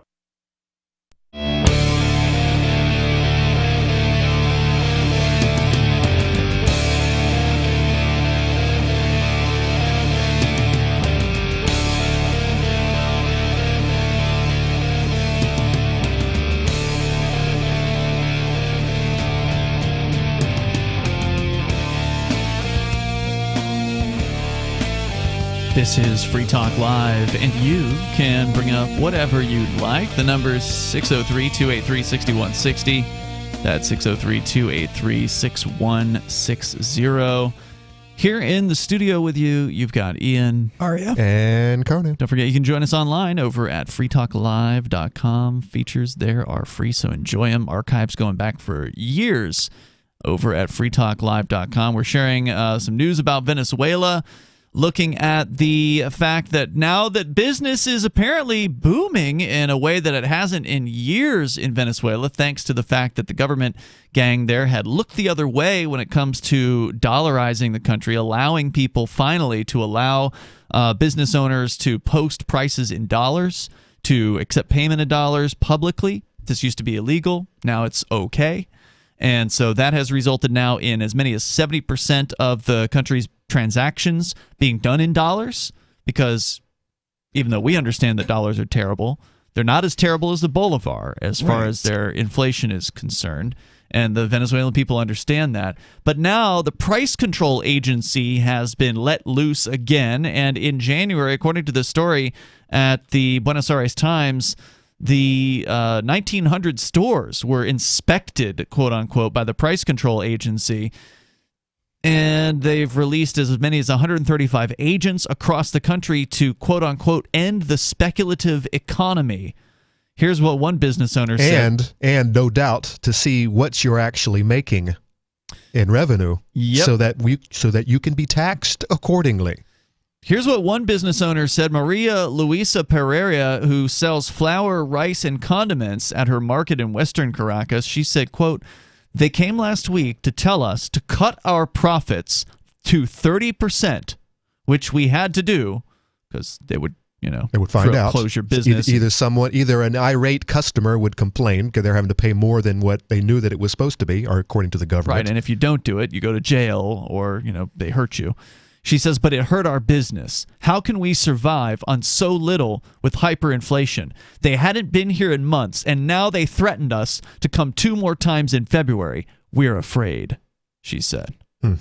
Meanwhile, fewer Venezuelans are leaving, according to 2 polling firms. Well, not at this rate. If they keep up their tactics, people are going to leave again. Data Analysis and Delphos, in a December report from Data Analysis, those expressing a desire to leave the country fell to just 38%, down 5 points from a year before. That's still a full third of the country that wants to leave.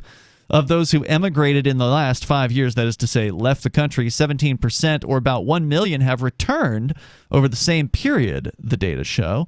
Maduro's government says it's overseen the return of more than 17,000 since 2018 through the quote-unquote come back to the fatherland plan that they have. So it sounds like they might be trying to bribe people. I am wondering exactly that. How much were they paid to come back? The United Nations still projects this year the number of emigrating Venezuelans will surpass the 6 million Syrians who've been driven from their homeland. There's been an irony about the Venezuelan immigration the government knows but doesn't mention. Those who leave send remittances in dollars and also reduce the numbers needing to be fed and housed. So every person that leaves becomes more productive because they can actually work in somewhere like the United States where they can make some money and then send money back to their family members. That makes good sense. Echo Analytica. But now they're back. Well, at least 17,000 of them. Some of them. That doesn't sound like a whole lot to me, by the way. Says remittances have risen from U.S. $2.7 billion in 2018 to what it estimates will be $4 billion this year. So there's a little bit more information from you. The number, if you want to join us here, it's 603-283-6160. Luis Vicente Leon, the head of Data Analysis, stated the emigration of Venezuelans has slowed recently not only because of new opportunities at home, but because of new restrictions and xenophobic backlash abroad.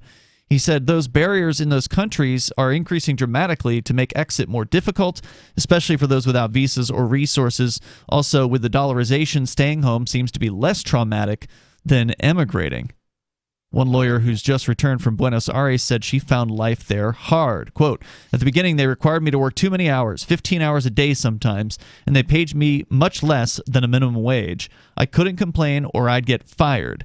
They made me stand for 10 hours straight. I only had 15 minutes to eat, and many times I had to eat standing. Well, to me, that just sounds like a lawyer getting a real job for once and actually having to work for a living. There was very little she said that didn't sound like your average fast food job. Right. You know? You've worked at a pizza place for a very long time. What are your hours typically like there on a day? There was never like a 15-hour shift, but there were some 12-hour shifts, and you're on your feet the whole time. You get smoke breaks, but there's no lunch break or anything. You don't get a 15-minute lunch break or whatever. You eat if you get a chance to eat, and you hope that you get that chance. And that's in the United States. Yeah. Right? He had rented a room in an apartment he had shared with 2 others and also felt unwelcome often, saying some of the Argentine managers are xenophobic. Once they told a Venezuelan partner that he had come from Venezuela like a cockroach. In Venezuela, we have water and electricity failures, but at least I live in my house. In Argentina, it's true I could walk around safely at night, and there are a lot of cultural events, but I spent all my time working, often being mistreated, and the money wasn't enough. I'm putting my hopes in dollarization, he concluded. Well, I mean, the dollar will save you. It doesn't sound like Argentina was a very good choice. Well, he did admit he could walk around safely at night, which is, that sounds like an improved situation than getting robbed. And there was food to eat. Yeah, I mean, look, that's the life of a lot of people. Is they spend all their time working, right? Especially if they have families, mouths to feed, that kind of thing. It's not easy necessarily to make ends meet. And again, it just sounds to me like a privileged attorney who's had to do something a little more normal with his time complaining about his experience there. So now he wants to go back to Venezuela where he can become an attorney again and get paid stacks and stacks of dollars instead of, minimum wage. Maybe even going after the merchants who are failing to comply with these new regulations. Well, yeah, if he's working for the state. Oh, yeah. That's what exactly Well, if he wants his cushy, is it a he or a she, by the way? The name sounded female, but it was actually a male. Well, whoever, that's the way you do it. You go get a nice cushy job with the government and... Every job in Venezuela is a job for the government, isn't it? Oh, good point there. If you're in a completely socialized country, then I guess you're working for the community. The community. So I did a little more looking as to the situation with the Bolivar and why there's no notable inflation like there has been, like insane levels of inflation. And they do acknowledge here that they have slowed the pace of printing money as a result of the dollar becoming the preferred currency. Curious. This story's from Bloomberg.com. This was printed in January of this year. Prices rose just 7.6% in December from November, which that's a lot for the United States, but for Venezuela, that's a significant reduction in prices going up, marking a full year with monthly inflation below 50%, the thresholds most economists commonly use to define hyperinflation. Venezuela ended 2021 with inflation at 686%, but keep in mind, the old Bolivar Soberano didn't end until October 2021. So it was after they redenominated, they started to change how they handled the money printing situation.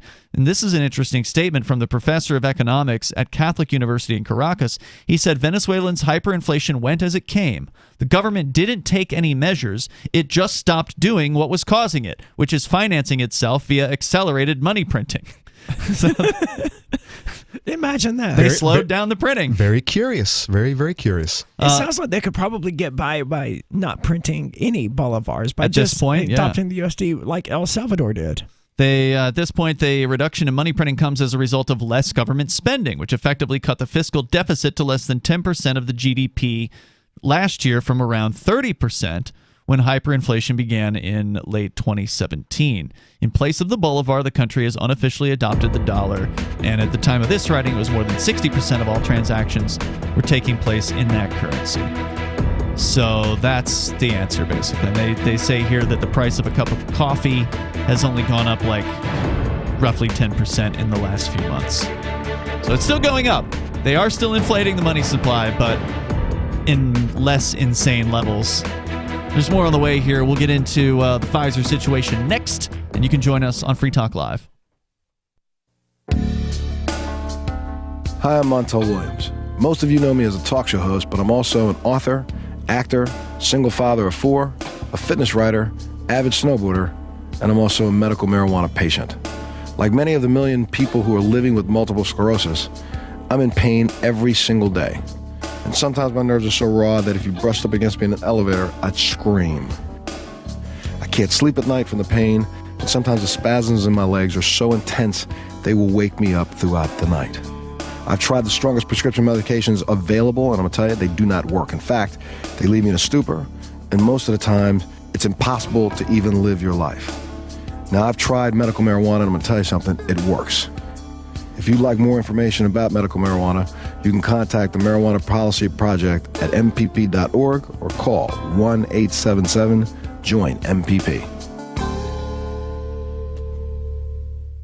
Is oral health important to you? If you don't like your own teeth, fresh breath, or kissing people, then by all means, stop listening. Several years ago, I met Jessica Armand, founder and CEO of My Magic Mud, and I became passionate about the product that she created and never want to live without it. It's clinically proven to whiten teeth, but I find it does much more. They want you to love My Magic Mud as much as I do, so they're giving you a money-back guarantee plus 20% off. Go to mymagicmud.com and use coupon code FTL20 at checkout. mymagicmud.com, FTL20. What if you want to hear the latest episode of Free Talk Live, but all you have is your phone, you forgot to download our archive, and you have no data connection? You can call our Listen line at 641-793-0191. That's a long-distance number, so you may incur charges. If not, listen as long as you want. 641-793-0191. The Free Talk Live Listen line, 641-793-0191. Why did you move to the Shire? I moved here to the Shire because there's other people around who take liberty just as seriously as I do. I moved to the Shire because I saw videos of people challenging authority and thought that I could get support myself. It called to me, like, do this, right now. I wanted to be around people like me who got it, and once I got here, I knew there was nowhere else that I wanted to be. I've always wanted to change the world, so I moved to the Shire to join people who were actually working towards doing the same thing.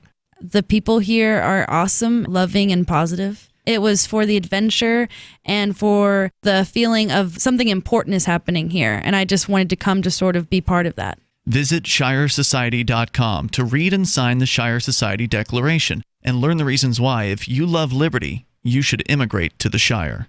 Plus, connect with others via the forum at shiresociety.com. That's shiresociety.com.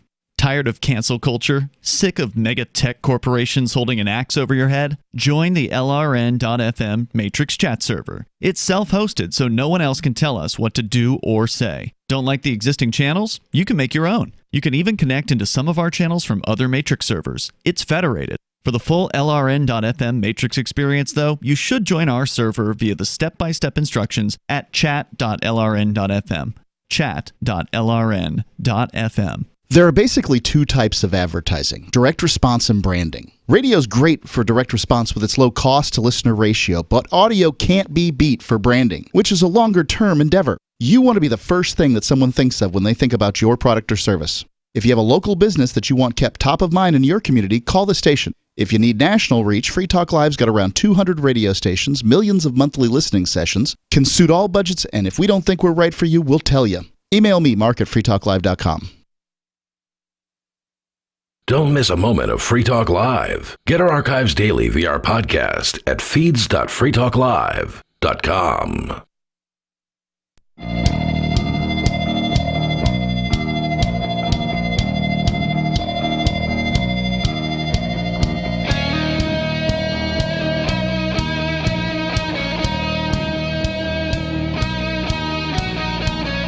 It is Free Talk Live. The phones are open here. You can join the show. The number is 603-283-6160. Bring up whatever's on your mind. 603-283-6160. We took a little detour into the Venezuelan situation. We've been focusing a lot on Ukraine and Russia, and Venezuela came up again in the news because now they're friends. The Biden administration. Now they're playing ball. Yeah, the Biden administration wants to be buddies with Venezuela now that Russia has been cut off as a U.S. oil supplier by the Biden administration. We can talk more about the Ukraine situation on the way a little bit later on, but we're going to get back into COVID, even though there hasn't been much news as of late. Nope. New York City. Nope. Where's Fauci? Rolling, right? Where'd he go? New York City's rolling back its vaccine mandates, apparently, rolling back mask mandates, except for children. I heard that now they're still requiring the smallest of small children to wear a mask because there's no vaccine. Bullies always target the weakest, right, the ones that can't defend themselves the most. The excuse is because there's no vaccine available, therefore kids must continue wearing masks. So it ain't over completely in New York City, but for most people, things are going back to some semblance of normalcy. Even in the Empire State. But at the same time, during all this distraction of this Ukraine going on out there, which might be just that, in more words than a distraction to keep our eyes off of the last 2 years. I will say, as I hate war and everything about it, but I am grateful for the last few weeks of not having to talk about COVID. But they just changed it with the pieces with another game. I'm aware, but we've been talking about COVID. It's been exhausting. Basically I'm already day exhausted. for 2 years. I'm already exhausted after this last 2 weeks of people changing their profile pictures and did you see posting video of these heroic Ukrainians or this Zelensky actor? I'm tired of this guy. He's an actor. Actually, he's a friggin' actor, and not just like any Ronald actor. Reagan. Not just any actor. A comedian actor. Did you see the lighting downtown in Keene at the different businesses? Don't even tell me. There's they changed it to yellow and blue. Blue and yellow lights at Luca's, at the church at the head of the square, at I think a couple of the businesses on the other side of the square, the new Souls, but they're all over the place. And these are the same guys who'd be lining up, kissing their children goodbye, getting on the plane to go fight in World War III. It's ridiculous. No, man, these are the white ivory tower liberals, man. Exactly, and that's the most. Their kids don't go to war. Their kids dodged the draft by going to Canada or being in college. I don't know about this one. This reminds me of World War I, when all the young men they were dying, literally dying to go fight in the new war because I don't know what was going on. I don't know why their lives suck so hard, but this was something to do. This was the patriotic thing to do.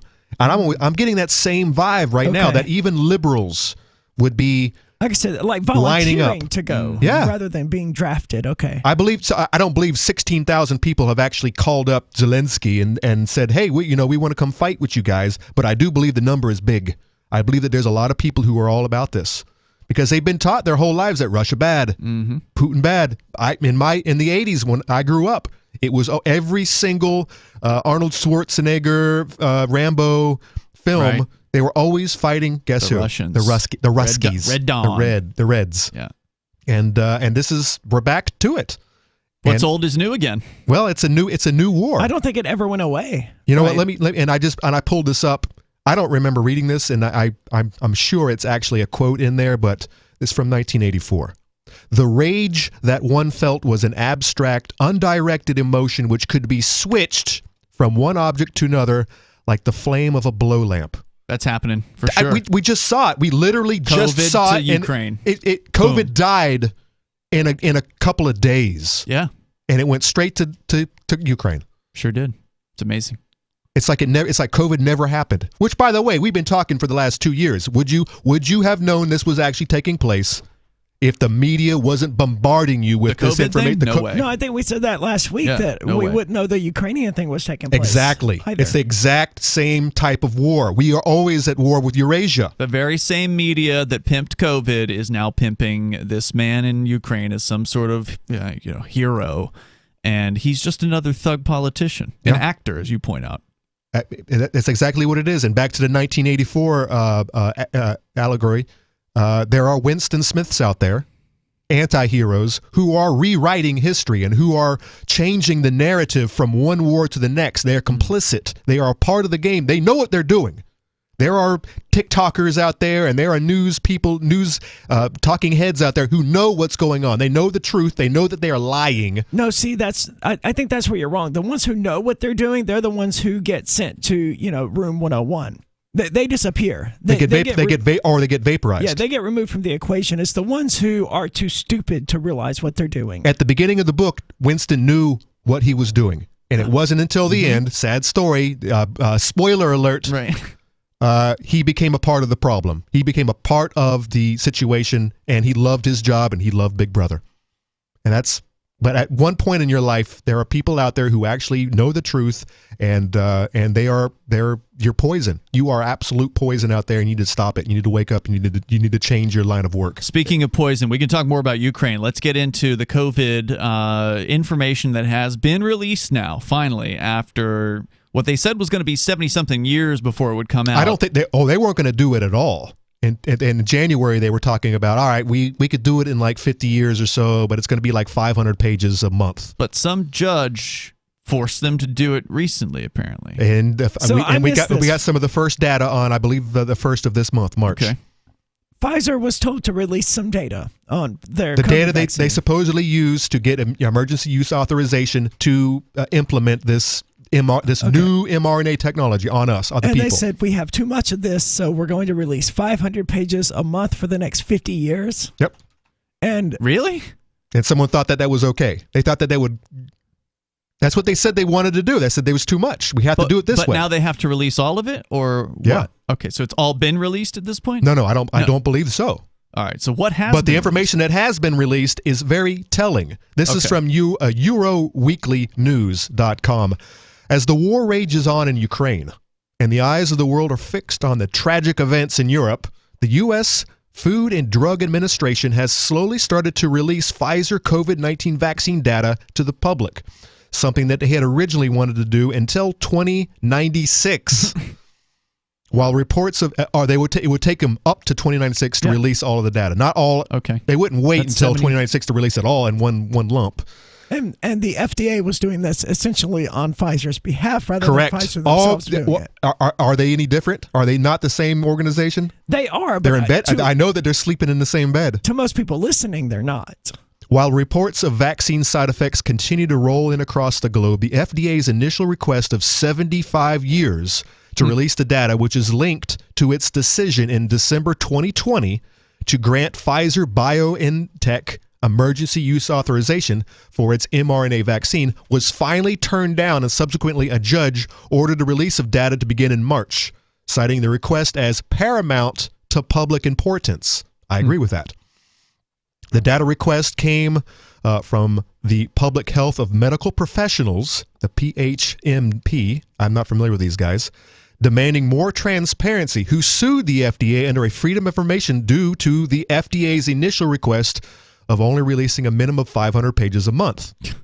In January, a court order, U.S. District Judge Mark Pittman of the Northern District of Texas required the FDA to release around 12,000 documents immediately and then 55,000 pages a month until all documents are released, totaling 300,000 pages. Man. On March 1, the FDA finally produced its first 10,000 pages of Pfizer clinical trial documents, and after securing the release of the data, Aaron Seary, a lawyer working on the case, told Endpoints News, "Our job was to get the documents. We leave it to the scientists and others to analyze." Yeah, you're going to have to crowdsource this analysis. Absolutely. I can't even imagine 10,000 like that, but they're talking about 300,000 total. I've looked through thousands of pages of discovery in the Crypto 6 criminal case, and let me tell you, it is a hell of a task just looking through boring discovery. Absolutely. To actually have to look through medical data, that's got to be a real brutal slog. And the way these guys do it, they make it intentionally difficult to navigate. But files here and there and links to this and that, and it's intentionally confusing because they don't want to get sued. But you've got some ugly gems that you want to share with us? Oh, absolutely. Okay, here I we have go. 9 pages of them. All right. There's 30 pages, but 9 of them they should have you concerned if you actually were a part of the experiment. And by part of the experiment, you mean you got took a vaccine. The jab. There's more coming up here. We're going to get into that on the way in hour number 3. That's coming next, and you can join the show at 603-283-6160. Bring up whatever's on your mind here on Free Talk Live. If you want to know the latest about Free Talk Live before we go on the air, all you need to decide is how you want it delivered. It's your choice. Visit news.freetalklive.com to receive our usually weekly news updates by email. Plus, we have a Twitter account at twitter.freetalklive.com, and you can follow us on the decentralized Mastodon platform at toot.freetalklive.com. So please follow us at toot.freetalklive.com and sign up for our emails at news.freetalklive.com. Do you feel like your nation, state, or community no longer holds your values? Have you dreamt of a place where people agree that liberty is important and are free to pursue their projects so long as they respect the property of others? There are many people just like you that are discovering freeprivatecities.com. Their social media links are at the upper right of the page at freeprivatecities.com. All skill levels will be needed when the first of the Free Private Cities opens. It's sooner than you think. Stop arguing and build.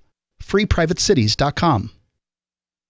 Looking for a great real estate investment? Consider New Hampshire, which is ground zero for the Liberty Movement. Your first call should be to Mark Worden from Porcupine Real Estate. He's more than just a real estate agent. He's your New Hampshire concierge. Where are the best places to live? Do you want farm, city, the burbs, or forest? Do you want a duplex or multifamily building so that renters pay your mortgage? There are homes in all price ranges in New Hampshire, and Mark can help with financing too. Invest in liberty and property. Mark Worden can help. PorcupineRealEstate.com. There are lots of ways to listen to Free Talk Live. Our podcast has been around since podcasts began, and now the FTL feed is loaded with content besides our full show archives. Did you know that we make it easy for you to customize your podcast subscriptions? We have different feeds, one that includes only our full shows, one with just the Daily Digest, and our main feed that includes everything. You decide what you listen to. It's quick and easy to customize your feeds at feeds.freetalklive.com. That's feeds.freetalklive.com.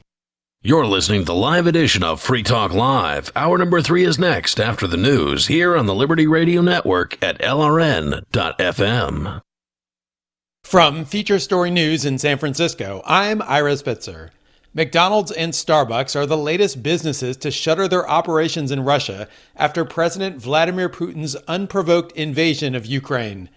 Pressure has been mounting on companies who have long profited in Russia to take a stand against the aggression which has killed thousands and sparked a refugee crisis. FSN's Tony Waterman has more. McDonald's CEO Chris Kemchemsky said the company is temporarily closing all 850 of its Russia locations, but admitted it is impossible to predict when the doors could reopen. For now, all 62,000 employees will continue to be paid. Kemchemsky said McDonald's was experiencing supply chain issues along with other operational disruptions. But the fast food behemoth, which opened its first restaurant in Moscow in 1990, had faced criticism for staying quiet on Russia's invasion of Ukraine. Starbucks also announced on Tuesday that it was suspending business activity in Russia, including the shipment of products and closing of cafes. CEO Kevin Johnson said a Kuwait-based licensee, which operates at least 100 Starbucks in Russia, would provide support to its employees. The European Union has unveiled plans to cut its dependence on Russian gas by 2/3 by the end of the year.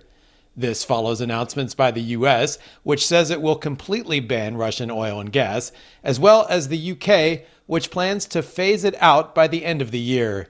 FSN's Rosie Bierschard reports from Brussels. It is abundantly clear that we are too dependent on Russia for our energy needs. Those were the words of EU Climate Chief Frans Timmermans as he presented plans to wean European countries off of Russian gas. Brussels will diversify energy supplies and has been in talks with countries including Norway and Qatar about upping liquefied natural gas and pipeline imports. Though Timmermans says renewables are part of the answer, the transition away from fossil fuels won't happen overnight. And amid fears around energy security, the EU also plans to make it a legal obligation for member states to have gas reserves filled to 90% by October 1st.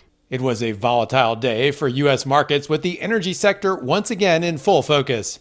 President Biden's announcement that the U.S. is banning Russian oil imports fueled major gains for the energy sector. FSN's William Denzelo reports from New York. US crude prices hit a 13-year high this week, and President Biden's announcement sent Brent futures up. It's now trading close to the $130 per barrel mark. Chevron shares surged around 5% during trading hours, but there were also gains for some renewable energy companies. SunPower closed the day up around 20%. It was a wild ride for the US markets Tuesday, but stocks lost ground in afternoon trading. The Dow fell 0.6%, the S&P 0.7%, and the Nasdaq 0.3%. From Bureaus Worldwide, this is FSN. With FSN Spotlight, I'm Simon Marks. Today, the Ukrainian lawmaker trying to explain Russia's war against her country to her 9-year-old son. Inna Sovsun is a former Ukrainian Minister of Education, now a Member of Parliament and sheltering on the outskirts of Kiev ahead of a possible Russian military onslaught. He asked me what has happened, and I tried to explain that this evil guy called Putin wants to fight against Ukrainians. And he just said that, but what can be done? And I was trying to explain the concept of a no-fly zone to him. He drew a picture after that. He drew the roof over the buildings, but also over the sun. And so he wants to cover the sun from Russian bombs as well. But that is his understanding of the reality. It's very difficult for children to understand, of course. I'm trying to be in touch with my loved ones. I'm getting now and then messages from my boyfriend. I don't know where he is. He's with the army. I don't know what area he's in. So I haven't been able to see any of my loved ones from the first day of war. But I'm alive. That is, and all of my loved ones are alive as well. She says she's spoken to parents whose children have been killed by the Russians this week in the town of Irpen, just 25 kilometers from Kiev, and is terrified that similar slaughter will soon be bearing down on the Ukrainian capital. With FSN Spotlight, I'm Simon Marks. The main news again. McDonald's and Starbucks are the latest businesses to shutter their operations in Russia after Moscow's unprovoked invasion of Ukraine. The European Union unveils plans to cut its dependence on Russian gas by 2/3 by the end of the year. And a volatile day for the U.S. markets after President Biden's announcement that the U.S. is banning Russian oil imports. That is the latest Feature Story News. Ira Spitzer reporting. Studies show that more and more teenagers are leaving Facebook, but where are they going instead? Apparently to the hottest new social media site in years, the comments section of this YouTube video of a deer running in slow motion. Already, its comment section is seeing over 30 million active users. Facebook isn't giving up so easily, incorporating images and videos of deer, elk, reindeer, and even moose into their layout. But teens say that misses the point entirely. In fact, the site's one unwritten rule: don't post anything about the video itself. Teens say that's not cool. But with more and more people swapping over to the comments section of the slow motion deer video by the day, some trend watchers warn it may begin going the way of Facebook. I was obsessed with it for a while, but now it's just boring. I'm probably going to switch over to Happy Fast Kitchen. While we don't know for sure, we believe Happy Fast Kitchen might refer to the Yelp page for a Chinese food restaurant in Cleveland, the new social media site where musician Skrillex recently dropped his latest album. This is the Onion News Network.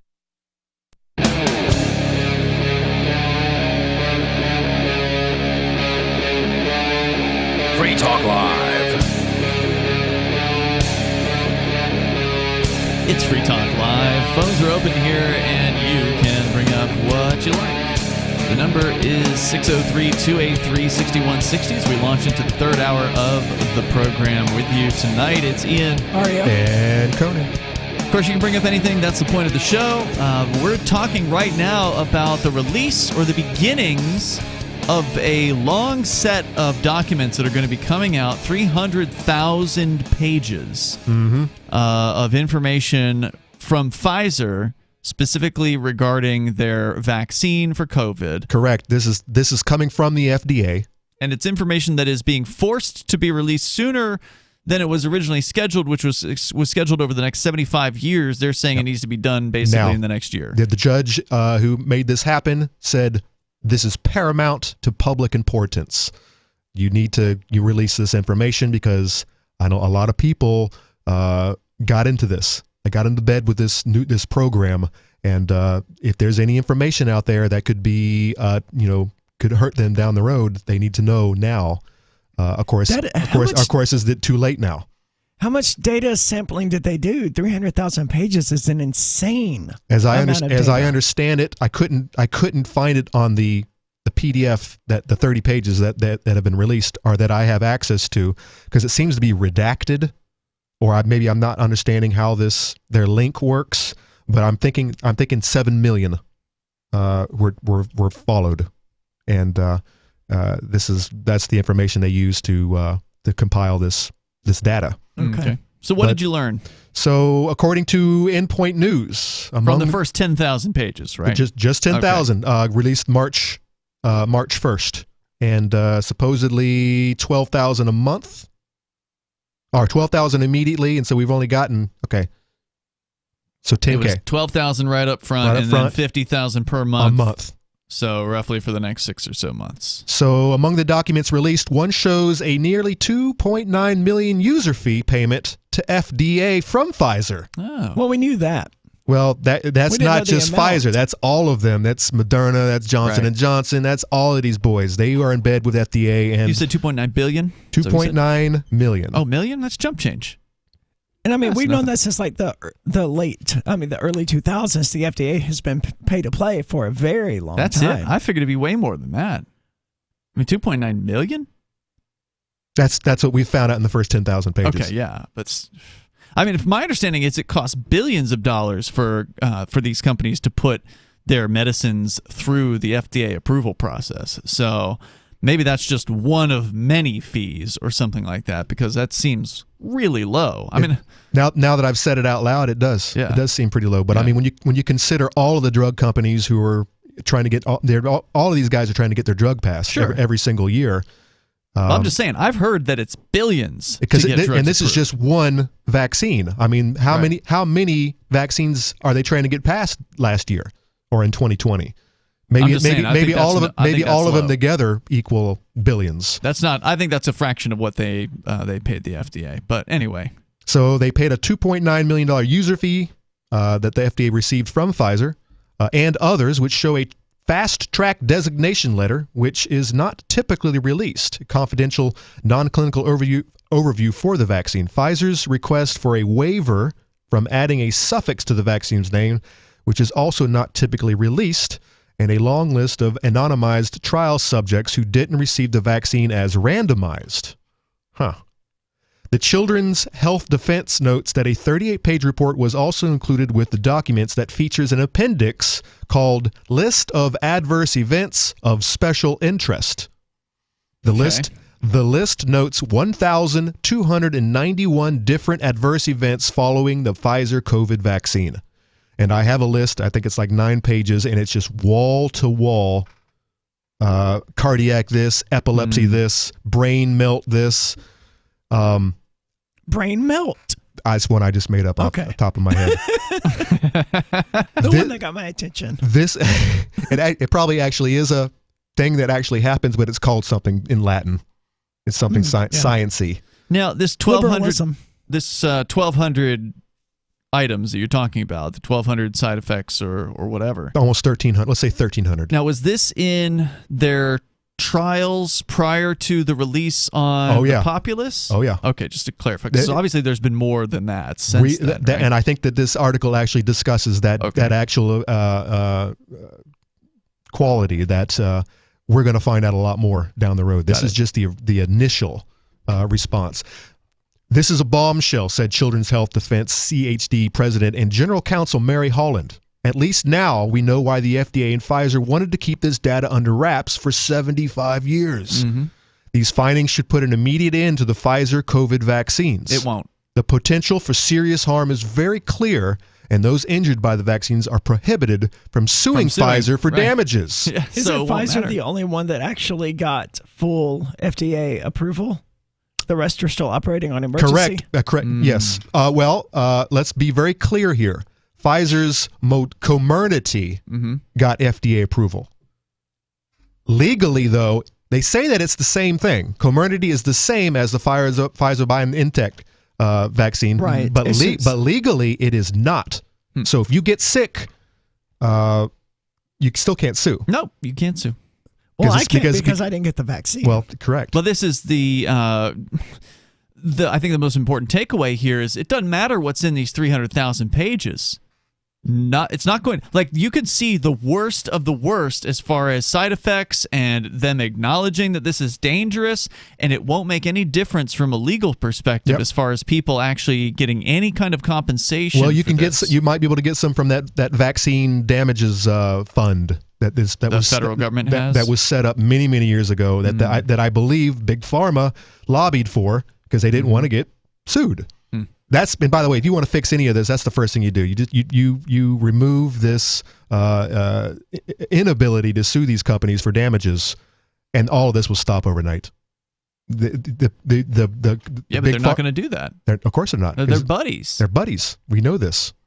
And they're not going to face any kind of serious consequences for this. That's just my prediction here. It's not going to matter what's in this report. People are going to get the same people who are already concerned about vaccines are going to be rightfully upset at finding this out.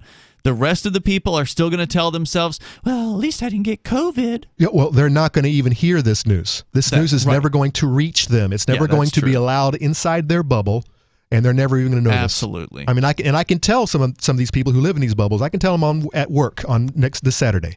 And it'll go in one ear. They won't. It'll go in one ear and out the other, because they have to cognitive dissonance. They have been wearing masks this whole time, and some of them are still wearing masks. By the way, they can't. If they were to accept this information for what it is, that would mean that they were wrong the whole time. I saw one of my neighbors walk out of their house with a mask on today. They're never those are the people who are never going to allow this information into their sacred lives. Right. They took they're the too heavily invested in the myth. They embraced the vaccine, and yes, exactly. It's the same reason a lot of people never leave cults. It's just they're never leave what? Cults. They're just so heavily invested in it. But they do. Well, some do. Some do, and sometimes the cults don't last. They kind of fall apart. I'm thinking a lot, especially communes. They just don't last. They don't work. But yes, people do wake up from cults. But cognitive I'm not saying dissonance people don't wake up from cults, but the reason people get into cults and become invested in them and don't leave, even if they realize it's a cult, is because they invested in it for the last 15 years of their life. It's all they know. It's all they have. Yeah, and until it's just ruined their lives, and they wake up finally from it, and they realize that they're never going to fix themselves, which is what they thought the cult would do, unless they get out of it. And by the way, this is all mass psychosis. This is mass psychosis formation, mass formation, where these people are hypnotized and they have a problem. There's something that sucks in their lives, and the vaccine and the masks and the locking up and staying away from society and ordering everything online was what they were told to do in order to get through this, and they embraced it like a cult. Yeah, and it must be really hard to come to that conclusion that you were wrong about. And now you have a new mass formation that is being fed to you, and that is the Ukraine invasion. We got more on the way here. You've got some more, I mentioned, highlights Couple or more lowlights. Couple more points from this report. The beginnings of it. The number here is 603-283-6160. That's 603-283-6160. You can join the show. It is Free Talk Live.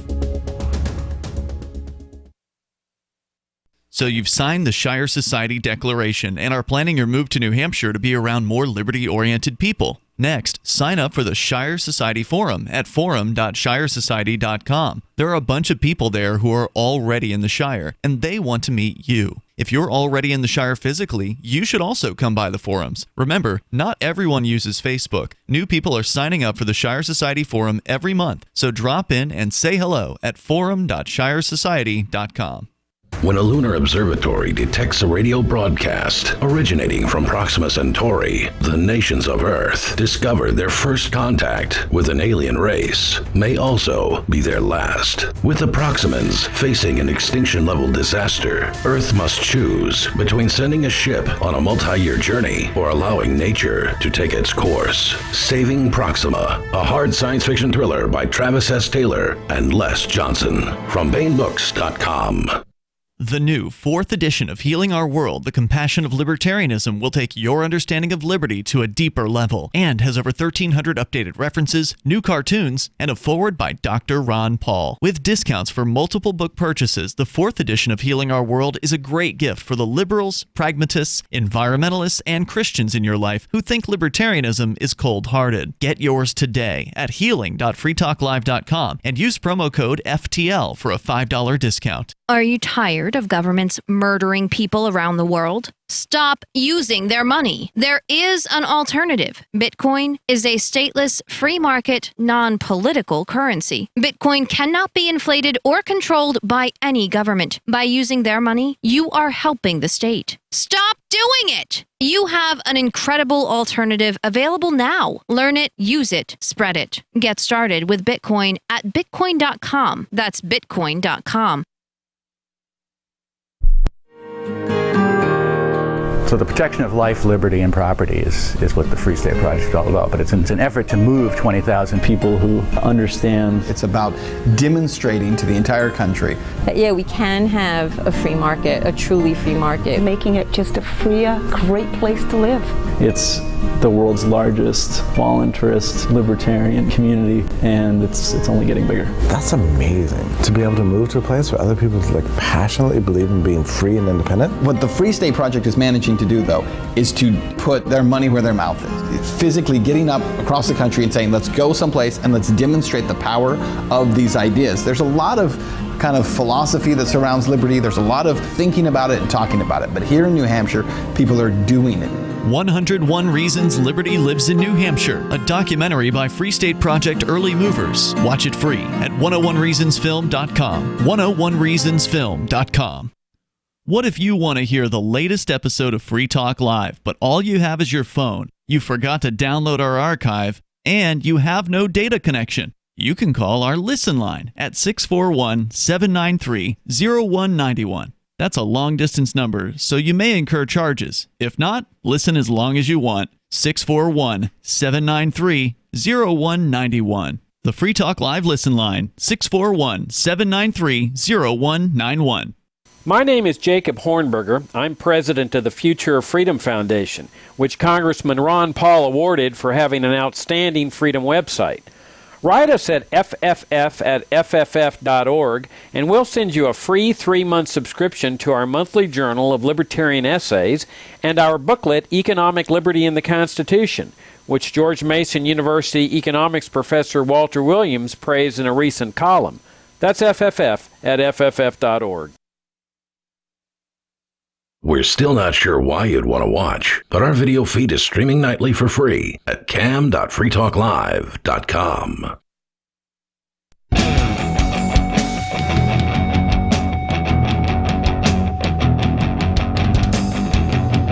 Free Talk Live, phones are open. You're invited. If you want to join the show, 603-283-6160. Ian, Aria, and Conan in the studio tonight. That's 603-283-6160. And coming up this summer, actually yeah, I guess first week of summer. It's going to be Fork Fest, the 6th annual Fork Fest. Hard to believe there's already been 6 of these things, but that's coming soon. 4 months from now, you'll be able to join us June 27th through July 3rd at Rogers Campground, the beautiful White Mountains of New Hampshire. Fork Fest is a fork of the Porcupine Freedom Festival, which, by the way, sold out last year. That is to say, the Porcupine Freedom Festival sold out for the first time ever in 2021. I did run into Dennis, who's the organizer of the Porcupine Freedom Festival this weekend. He had called our show maybe 3 or so weeks ago now at this point to kind of give us an update on the Porcupine Freedom Festival. And at that time, he had said 82% of it was sold out. 82% of the tickets were sold out. The whole campground already is sold out for the Porcupine Freedom Festival. And so I asked him for an update this weekend and say, how close are you to sold out now? Because it's been a few weeks. He said 94% at this point.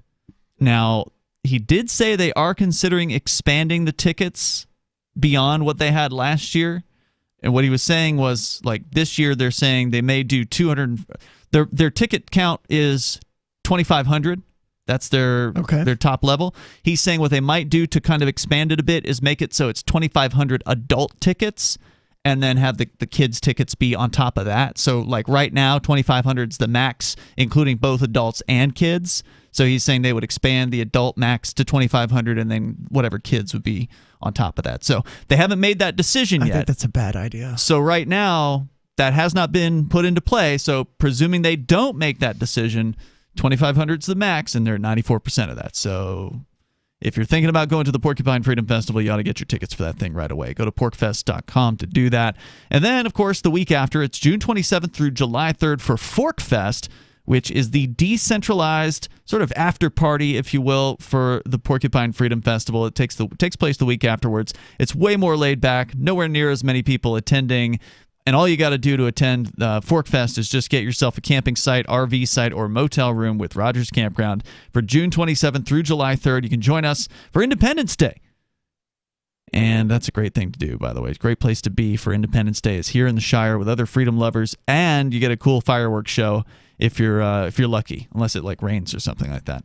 You get a really killer fireworks show from the campground itself that weekend. You can connect with other attendees on the ForkFest Telegram and Matrix chat rooms. Just get over to forkfest.party to learn more about the event. As we go to Mark Edge, one of our co-hosts, who I believe you're calling from Florida tonight.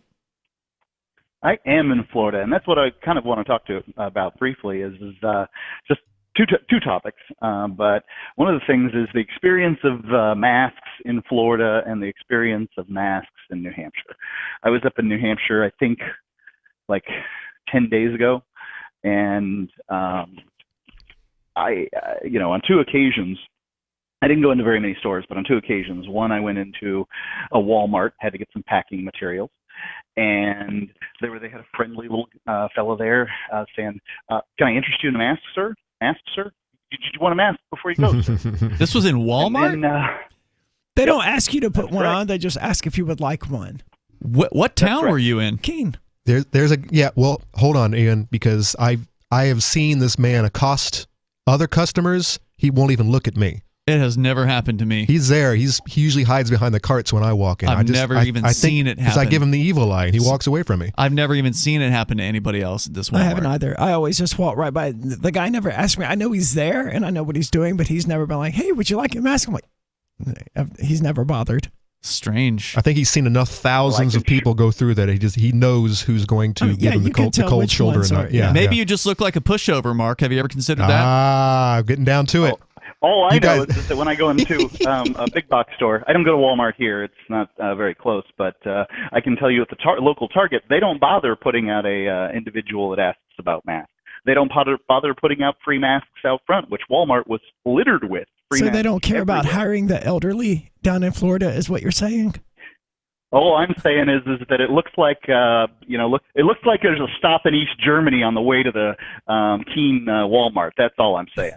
And then when I went in Chipotle, my God, the the green hairs lesbians there, like they nearly had a fit that I came in without a mask.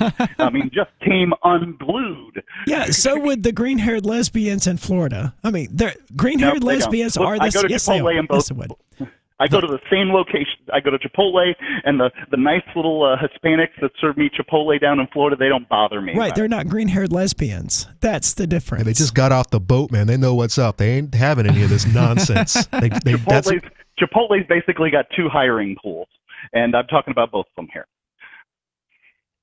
Okay. Well, we are up in progressive New England. You're more likely to encounter green-haired lesbians in New England in than the in most the liberal South, yes. city, in one of the most liberal cities in all of New Hampshire. Keene is a very different place than, say, some of the towns to the north, or in the North Country, or wherever else. So the big cities, quote unquote, in New Hampshire is where it's going to be the worst. Nashua, Keene, and Portsmouth are probably the three worst places as far as mask compliance is concerned. But as soon as you go outside the city, it is not the same. I just want to make sure that people who get the notion that it's live free or die in New Hampshire and all we care about is liberty are not getting that picture, because we've talked about the masks here in Keene for the last 2 years, Mark. You don't have to clue our listeners into Florida? this. Why would we? Talking about Florida? Well, the and last how time you free it called is from surrounding Florida, that. the last time we spoke, I don't know, it was like a year ago or whatever, you were saying there were plenty of people wearing masks in Florida. Yeah, comparatively, I mean, I did also say at that same time that I felt that Florida was comparatively less masked than New Hampshire, and now basically the only place you have to go to the airport to find people in masks in Florida. Okay. When were you here last, Mark? 10 days ago. They just recently reneged on their mask mandate. Yeah, that was like what, a week ago? Well, I think we all should send a little thank you note to Putin for curing COVID. Absolutely. If there's anything good that's happened from his invasion, it's that he cured COVID. Oh, and he got rid of Fauci. Yeah, the supermajority of customers at Aldi yesterday when Bonnie and I were there shopping were unmasked. The supermajority. Yep. They're cured. All right, now the Democrats have something new to worry about. Let's invade Russia. And that's what I want to talk about to some extent. In New Hampshire, we are soon going to be seeing a vote of some sort on secession. Yes, sovereignty. It may be as soon as Thursday. Yeah. And now I don't know how it's going to work. Does it require 2/3 of the House, 2/3 of the Senate, and then 60%? It has to be 3/5 of the House and Senate. So there's almost no chance that's going to happen. But at the very least, it is going to come before them in the full House session, which will, by the way, be the first full House session back at the State House itself since the beginning of the COVID fears. So it's going to be funny because the Democrats have demanded, and hang on if you want, Mark, the Democrats have demanded plexiglass shields be put up between the Republicans and the Democrats to divide the sections. Oh, God. Theater! It's all theater. When this weekend, the very same Democrats were at a huge convention, all unmasked, hypocrites, sitting at big tables with one another. There's more coming up here in moments. You can join us. It's Free Talk Live. When you're coping with bad news and the news media come calling, and they will, don't clam up. As notorious political figures find out the hard way, the cover-up can be worse than the crime. So get out in front of unfavorable news about your company, your group, or organization, or yourself. The sooner you confront a negative story, the sooner it will be over. Responding as quickly to negative stories as you do to positive ones enhances your credibility. Hiding embarrassing information or lying will do more damage than damage control. Never stonewall. Tell your side of the story, use specifics, and detail what corrective action has already been taken. Respond in kind. If the issue is emotional, don't sound like a cold, unemotional Mr. Spock. For more tips on critical communication skills for the way things are now, hit survivalspeech.com. I'm Holland Cook. From Feature Story News in San Francisco, I'm Ira Spitzer. McDonald's and Starbucks are the latest businesses to shutter their operations in Russia after President Vladimir Putin's unprovoked invasion of Ukraine. Pressure has been mounting on companies who have long profited in Russia to take a stand against the aggression which has killed thousands and sparked a refugee crisis.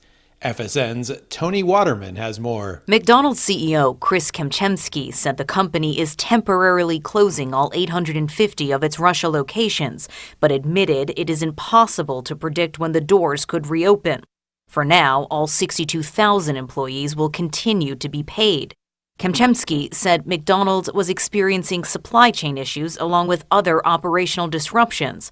But the fast food behemoth, which opened its first restaurant in Moscow in 1990, had faced criticism for staying quiet on Russia's invasion of Ukraine. Starbucks also announced on Tuesday that it was suspending business activity in Russia, including the shipment of products and closing of cafes.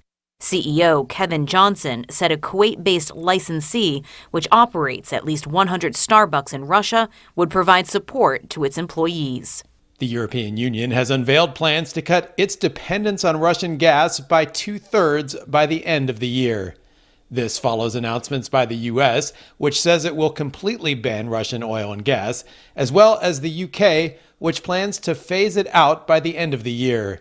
FSN's Rosie Bierschard reports from Brussels. It is abundantly clear that we are too dependent on Russia for our energy needs. Those were the words of EU Climate Chief Frans Timmermans as he presented plans to wean European countries off of Russian gas. Brussels will diversify energy supplies and has been in talks with countries including Norway and Qatar about upping liquefied natural gas and pipeline imports. Though Timmermans says renewables are part of the answer, the transition away from fossil fuels won't happen overnight. And amid fears around energy security, the EU also plans to make it a legal obligation for member states to have gas reserves filled to 90% by October 1st. It was a volatile day for U.S. markets, with the energy sector once again in full focus.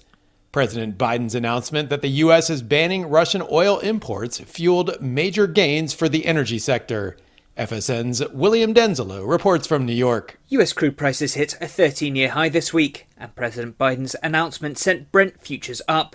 It's now trading close to the $130 per barrel mark. Chevron shares surged around 5% during trading hours, but there were also gains for some renewable energy companies. SunPower closed the day up around 20%. It was a wild ride for the US markets Tuesday, but stocks lost ground in afternoon trading. The Dow fell 0.6%, the S&P 0.7%, and the Nasdaq 0.3%. From bureaus worldwide, this is FS. You can help spread the ideas of liberty with our Patreon for just $5 per month at amps.freetalklive.com.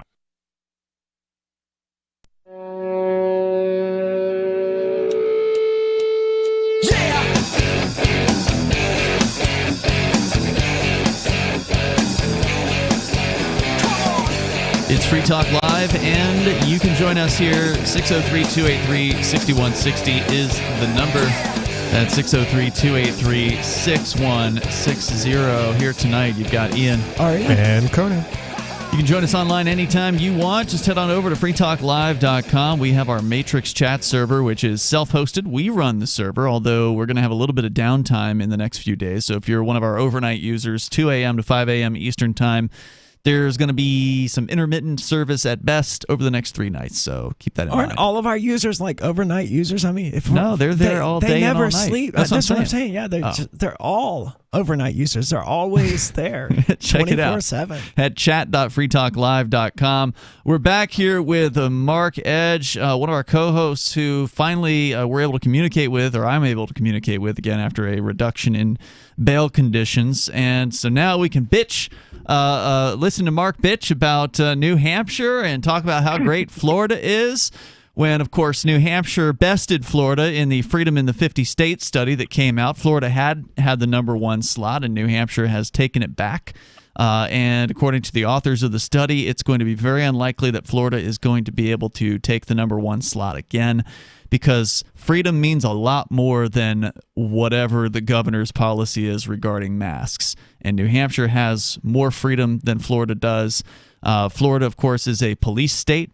And so even though DeSantis, the governor down there, might be with us on mask policy, He is definitely not with libertarians on the issue of the police state. He is a cop lover and has never seen a pro-cop bill that man did not like and did not want to sign and get off on. So if you love yourselves a conservative police state, Florida is the place to go. If you want to actually have a chance at more freedom in your lifetime, then you have to go where the largest community of liberty-loving people is, and there's nowhere else but New Hampshire where that has a growing freedom community that's actually making an impact. Anyway, Mark, go ahead with your thoughts. Before you respond, shots were just fired, so I'm just going to sit back and listen to this play out. Make you some popcorn. Go ahead, Mark. Right. So I am no advocate for Florida. What I'm an advocate for is reading Freedom in the 50 States. The exhaustive and thorough look at freedom as it differs from state to state in the United States. And I'm going to tell you that I don't believe you've read it, Ian. Aria, I don't think you've read it. I have better Conan, things to I don't do. disagree with you on much, so I don't care whether you've read it. But I have read the entire section on New Hampshire and the entire section on Florida. And Florida has greater property rights than New Hampshire does. And there's no dispute regarding it. You own your property more in Florida than you do in New Hampshire. And you want to build something, you're much more likely to be able to do that. If they change the zoning laws in Florida, if a county changes the zoning laws, they actually have to make good to you. You have a claim against them in court. There's a homeowner's exemption and a variety of things. So what I wouldn't say that, here's what I would say. You're not going to be free in the United States, period. It is not land of the free anymore. It's just a bunch of plantations in Florida. We've talked about this. I think they do this intentionally, Mark. They all mix it up, mix and match. You know, Florida has some rights that are attractive and some that aren't. Sure. And then New Hampshire is doing the same exact thing. It's like they do it on purpose so that we really can't decide where to go, and we have these arguments about which is the better place, which is the better plantation to go live on. Here's what I say. Move to where you're treated best. But what I want to talk about is I want to talk about the New Hampshire secession bill. I think that's far more important here. I think that this is the single best outcome, which is that the bill is proffered, that Washington's put on notice that there are people in New Hampshire that are unhappy with being in the United States, and the likelihood of success is nil. Here's why. If you do a little research on a country called Georgia, not a state called Georgia, but a country called Georgia, you'll see that a few decades ago, they were invaded by Russia. And there were a couple of breakaway regions, one called Abkhazia, the other one called South Ossetia. These places are different ethnically than Georgia. They have language differences throughout the country.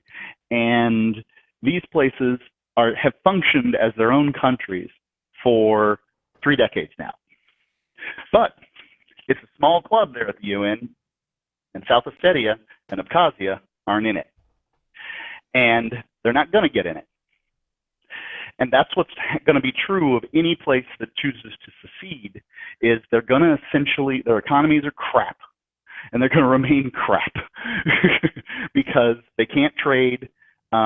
Georgia doesn't want to trade with them, doesn't want to give them anything, and they can't do any trade. Now that Russia is going to be persona non grata on the global stage, they can't trade through, they're not going to be able to get anything through Russia because Russia's not going to be able to get anything, and they're screwed. Now, New Hampshire has fewer problems in this area, but honestly, they're not going to be able to trade with major countries. They just won't do the business. What do you mean we can trade with Russia? We can trade with Canada. Right, that'll be great. Trade with Russia. Why don't you welcome a bunch of Russians and see how the world treats you right now? And by the way, do we really know that Russia is going to fall off the planet if they lose trade? That's a huge-ass country, man. I think they've been preparing for this for years. I think they know exactly what they're doing. So wait, are you predicting, Mark, that when New Hampshire secedes, that the United States will cease all trade with the people of New Hampshire? I'm predicting that when New Hampshire secedes, Washington will have already fallen. That's the only time that's going to happen. I also don't think New Hampshire, if it were to declare independence from the federal government, it would be in a hurry to join the United Nations. I mean, that's just sort of a bigger. Yeah, a lot of us are not in favor of the United Nations. That's just sort of a bigger, more evil if the version. U.S. fails, it falls. I think organizations like the UN and NATO are going to do the same. I don't think they're going to crumble. They're going to crumble. I would concur with you in that world. When we're talking about dystopian future where Washington and The Hague have fallen, sure. I don't know how to explain that to you. What I can say is that if on January of 2023, New Hampshire became its own independent country, that nearly no other country would allow imports into New Hampshire for the remainder of the decade. That y'all would basically be driving to what do you border base checkpoints. this? Pure fear-mongering. And when you say other countries, you mean like Vermont, like the state right next to us. They won't do business with us. I think that's bullcrap. We have too many. I work in a city that is right on the border. I mean, I see. The customers are driving back and forth to shop on our stores because we don't have state tax. Yeah, this is why people call you a negative Nancy, Mark. Where it splits Canada and the United States, and see what a little police state that is. Watch the Border Patrol agents from both sides, scoping people out, making sure you're not sneaking through the library to get to the other side and these kind of things. Same thing's going to go on, but the difference between Vermont and New Hampshire is there's a big old river that runs down the middle. It's going to be even a lot easier. Yeah. And the United States isn't going to be very happy. By that I mean Vermont. Isn't going to be very happy that New Hampshire gave them the finger. I don't know why you just got really quiet there. Oh, sorry. Now you're back. Well, I've said this, and I've said this 100 times, Mark. I don't want New Hampshire to do this either until Texas does it first. I would like to be the first on the list to do this. Well, that's the thing. Mark's not planning here. He doesn't understand that once one state goes, it's going to be a domino effect. When the U.S. government collapses, or when the states finally wake up, the big states, California, Texas, New York, when they decide that, hey, you know what are we actually paying into?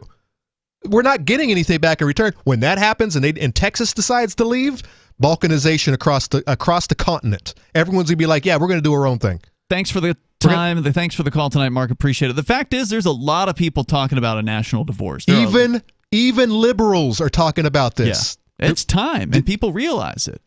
Because it's an abusive relationship. You eventually wake up from the cult that you've been living in for the last 250 years. That's like, I'm in an abusive relationship. What am I getting from this? Yeah. I hate this guy. Why am I living with him? It's a shame that libertarians like Mark are part of the fear-mongering crew, though. I mean, it'd be nice to have more people on board with these ideas, but it just goes to show that we still have more work to do to be able to convince people that peaceful secession is the answer, and being afraid of big daddy government, federal government, is not what we should be doing. Free Talk Live. You guys are just penguins. You're lemmings. I'm a penguin. I'm a lemming. Walking off the. Do you know what a lemming is? Yeah, well, it's a little rodent that people claim jump off of cliffs. It's not a rodent. It's a penguin, and you just walk off. A lemming is a penguin. That's a new one. They're penguin like. Yeah, it is. I'll check it out. Penguin, dude. No, it's and not. And you just walk it's a little off the rodent. cliff. You're rigged. It's rigged. Hold on, Mark is correct. A lemming, according to Wikipedia, is a small rodent. It is found usually near the Arctic. Together with voles and muskrats, they make up the subfamily. She was really just confused. It doesn't make a difference. So what? They're related to rats, mice, hamsters, and gerbils. But they do jump off penguins. But they do jump off cliffs, don't they? No, they don't. They don't jump off cliffs. It's an analogy. Oh my God! You didn't live. You guys are too young. Beverly, you turned my world upside down.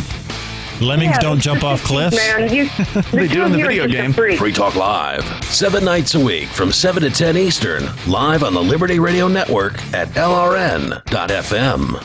I'm a little obsessed with My Magic Mud. Several years ago, I met Jessica Armand, the founder and CEO of My Magic Mud, and I didn't even know my teeth were coffee stained. A week's worth of use convinced me, and now I use it every 3 or 4 days. It's clinically proven to whiten teeth, and I think it cleans better too. My Magic Mud's available at most local health food stores, Sprouts, Natural Grocers, CVS, Walmart's Natural Beauty Aisle, but I can get it for you for 20% off with coupon code FTL20 at mymagicmud.com. FTL20 mymagicmud.com. Tired of cancel culture? Sick of mega tech corporations holding an axe over your head? Join the LRN.FM Matrix chat server. It's self-hosted, so no one else can tell us what to do or say. Don't like the existing channels? You can make your own. You can even connect into some of our channels from other Matrix servers. It's federated. For the full LRN.FM Matrix experience, though, you should join our server via the step-by-step instructions at chat.lrn.fm.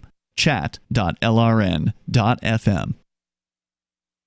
I've been told no in many different ways. I give you an order and you're going to obey it. George, you can go this way.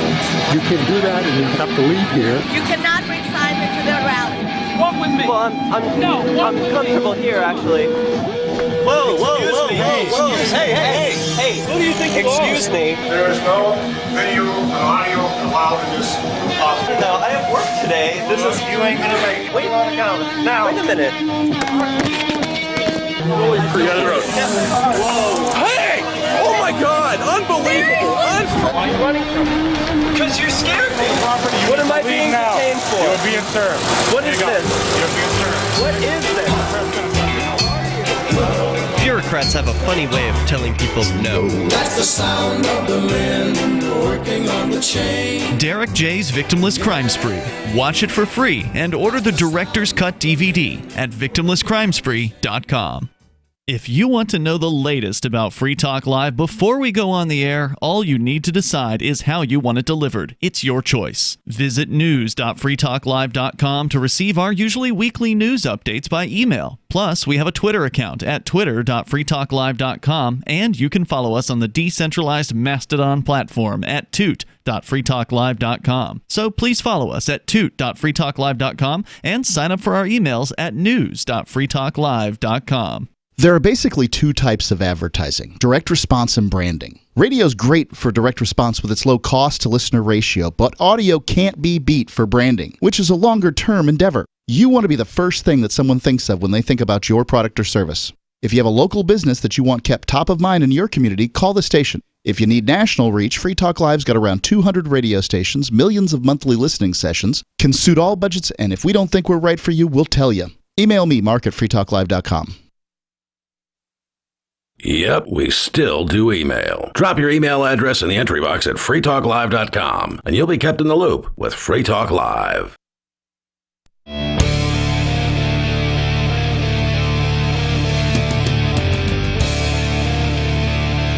Free Talk Live, you can join us here. The number is 603-283-6160. We'll do our best to get you in here in the remaining moments of the show, which are happening now. And in the studio tonight, it's Ian, Ari, and Conan. Don't forget, you can join us online over at freetalklive.com. We've got feeds, RSS feeds that you can pop into your favorite podcast client and subscribe to Free Talk Live. Get the latest episodes of the show as they are released automatically. You don't have to lift a finger once you get it subscribed in your client. Go to feeds.freetalklive.com and you can find those there. There are different feeds. There's the full feed, which has both the full shows and the digests, and then there's a digest-only feed, and then there's a full shows-only feed. So you choose the one that's best for you at feeds.freetalklive.com. Let's go to Sarah in New Mexico. You're on Free Talk Live, Sarah. Oh, yes. So the McDonald's and Starbucks are going to leave Russia now. I guess they're going to take their business out.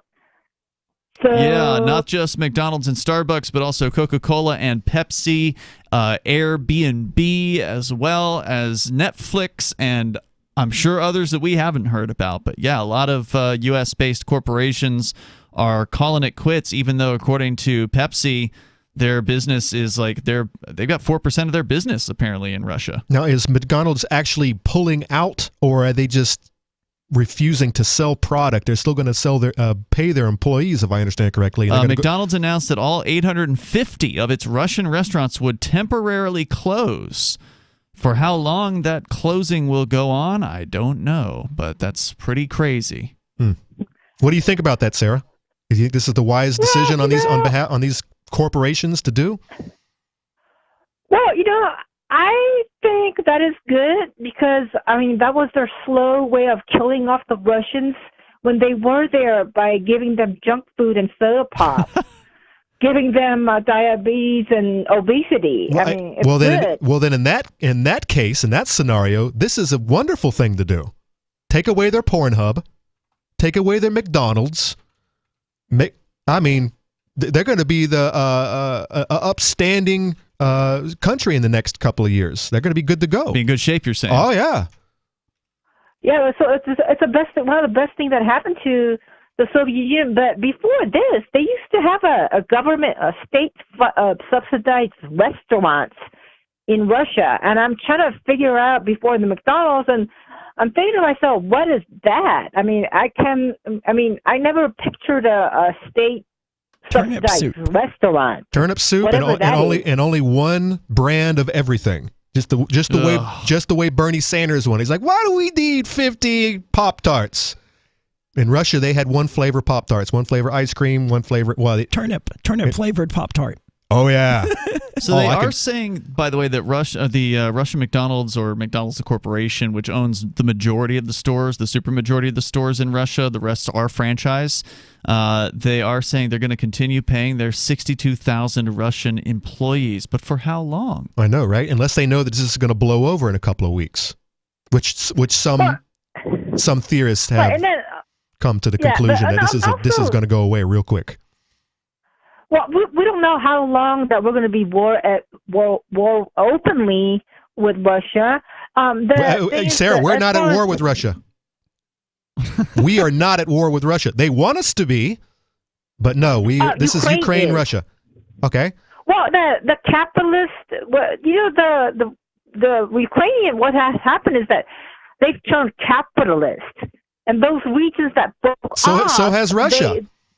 That's why they have a McDonald's. They have 800 McDonald's in Russia. They're as far as I can tell, China and Russia are more capitalist than we are these days. Well, you know what? But they're going to tell them all to go. They're going to go back to the state-run restaurants. That's not necessarily true. You don't know anything about these other places in the world, and I'm not saying that I know what it's like in Russia, but I'm willing to bet there are Russian-owned hamburger joints. I'm willing to bet there are other places where you can go and get junk food from Russian-based corporations. And by the way, those merchants are probably loving this. It's like, right? Oh, there goes our competition, man. This is great for us. Thanks for the call tonight, Sarah. There's probably still Russian Burger Kings, too. Or Russian Hardee's. Yeah, we haven't gotten Wendy's or Burger King on the line yet. Yeah, just McDonald's. Is absolutely insane to close down hundreds of locations and pay 62,000 employees. And plus, what about the franchisees? It's not clear in this story here about exactly what is going to happen to them, because it does point out that it says here all 850 of its Russian restaurants would temporarily close. Goes on to say about 84%. A franchisee would mean that a Russian owns that franchise, right? Correct. You know what they're going to have to do? You've seen Coming to America. They're just going to have to McDowell's. They're going to have to change their logo. And, what is McDonald's going to do? Sue them? Actually, probably they will. Well, a Russian court would throw that in the trash. Well, here's the thing: is when you sign up for a franchise agreement, you're under some sort of an agreement with the company. Is there something in there that not to mention you're getting your product from them? Yes, they're shipping their product to you. Is there a term in there that says, well, if we just feel like it, we can just cancel your franchise? That's a good legal point right there. There probably is, though.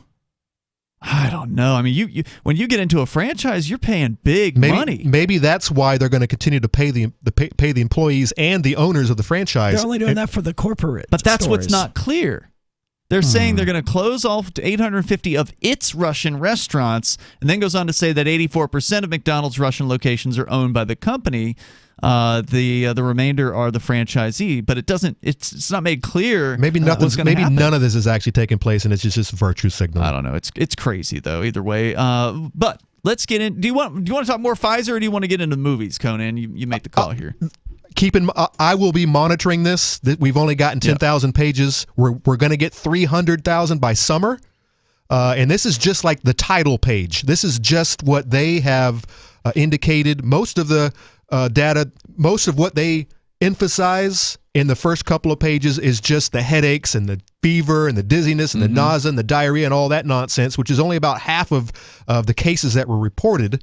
Down at the end, there's this very weird 9 pages of other adverse effects, and they include everything from Zika to brain melt. Well, I made that one up, of course, but I mean just 9 pages, wall to wall adverse effects that if they had to advertise this vaccine on the television, and you got that guy at the end, he's going really fast, And if you take this drug, you might be affected by this and this and this and this and this and this. I don't know that that's necessarily alarming. I mean, I'm sure you can find someone out there who took aspirin once and they died the next day out of some allergic reaction to it. And you're like, oh, we got to include this in the allergy report or the aspirin report.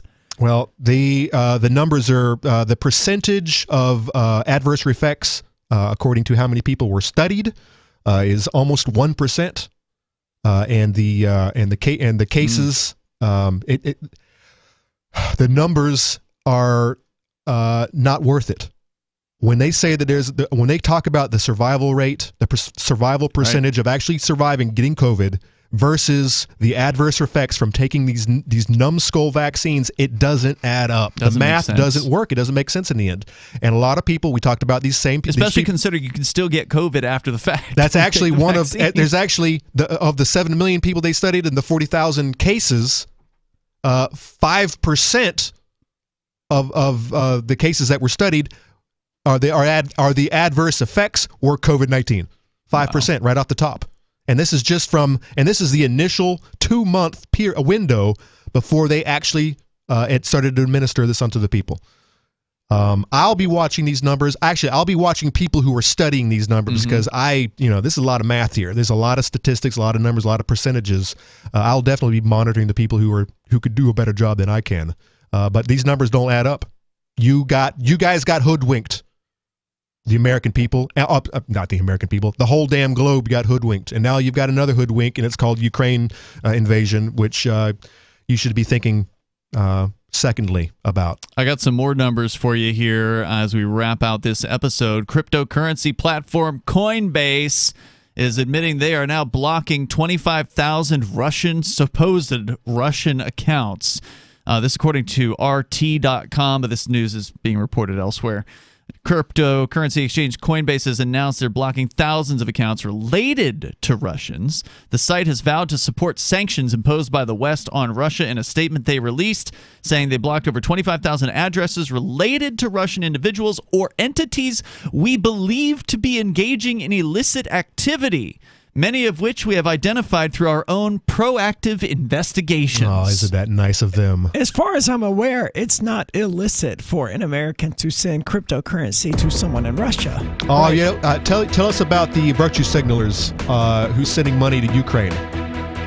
There isn't time for that. The ones, well, just real quick, the ones who are paying for Airbnb, but they're not actually going to Ukraine. You better watch out. You might get your bank account frozen, liberal virtue signalers. Oh, no, Ukraine's the good guys here, remember? That's what I'm saying. Out of time for tonight. Tomorrow back. We'll see you then. freetalklive.com. In the meantime.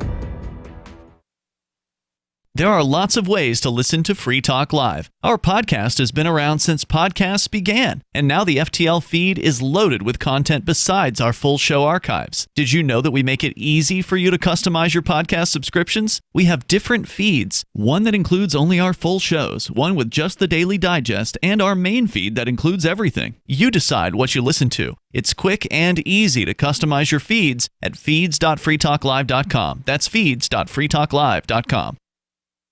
Do you feel like your nation, state, or community no longer holds your values? Have you dreamt of a place where people agree that liberty is important and are free to pursue their projects so long as they respect the property of others? There are many people just like you that are discovering freeprivatecities.com. Their social media links are at the upper right of the page at freeprivatecities.com. All skill levels will be needed when the first of the Free Private Cities opens. It's sooner than you think. Stop arguing and build. freeprivatecities.com. Looking for a great real estate investment? Consider New Hampshire, which is ground zero for the Liberty Movement. Your first call should be to Mark Worden from Porcupine Real Estate. He's more than just a real estate agent. He's your New Hampshire concierge. Where are the best places to live? Do you want farm, city, the burbs, or forest? Do you want a duplex or multifamily building so that renters pay your mortgage? There are homes in all price ranges in New Hampshire, and Mark can help with financing too. Invest in liberty and property. Mark Worden can help. PorcupineRealEstate.com. What if you want to hear the latest episode of Free Talk Live, but all you have is your phone, you forgot to download our archive, and you have no data connection? You can call our Listen line at 641-793-0191. That's a long-distance number, so you may incur charges. If not, listen as long as you want. 641-793-0191. The Free Talk Live listen line, 641-793-0191. This is the Liberty Radio Network, broadcasting the latest liberty-oriented audio content 24 hours a day at LRN.FM. From Feature Story News in San Francisco, I'm Ira Spitzer. McDonald's and Starbucks are the latest businesses to shutter their operations in Russia after President Vladimir Putin's unprovoked invasion of Ukraine. Pressure has been mounting on companies who have long profited in Russia to take a stand against the aggression which has killed thousands and sparked a refugee crisis. FSN's Tony Waterman has more. McDonald's CEO Chris Kemchemsky said the company is temporarily closing all 850 of its Russia locations, but admitted it is impossible to predict when the doors could reopen. For now, all 62,000 employees will continue to be paid. Kemchemsky said McDonald's was experiencing supply chain issues along with other operational disruptions, but the fast food behemoth, which opened its first restaurant in Moscow in 1990, had faced criticism for staying quiet on Russia's invasion of Ukraine. Starbucks also announced on Tuesday that it was suspending business activity in Russia, including the shipment of products and closing of cafes. CEO Kevin Johnson said a Kuwait-based licensee, which operates at least 100 Starbucks in Russia, would provide support to its employees. The European Union has unveiled plans to cut its dependence on Russian gas by 2/3 by the end of the year. This follows announcements by the U.S., which says it will completely ban Russian oil and gas, as well as the U.K., which plans to phase it out by the end of the year. FSN's Rosie Bierschard reports from Brussels. It is abundantly clear that we are too dependent on Russia for our energy needs. Those were the words of EU climate chief Frans Timmermans as he presented plans to wean European countries off of Russian gas. Brussels will diversify energy supplies and has been in talks with countries including Norway and Qatar about upping liquefied natural gas and pipeline imports. Though Timmermans says renewable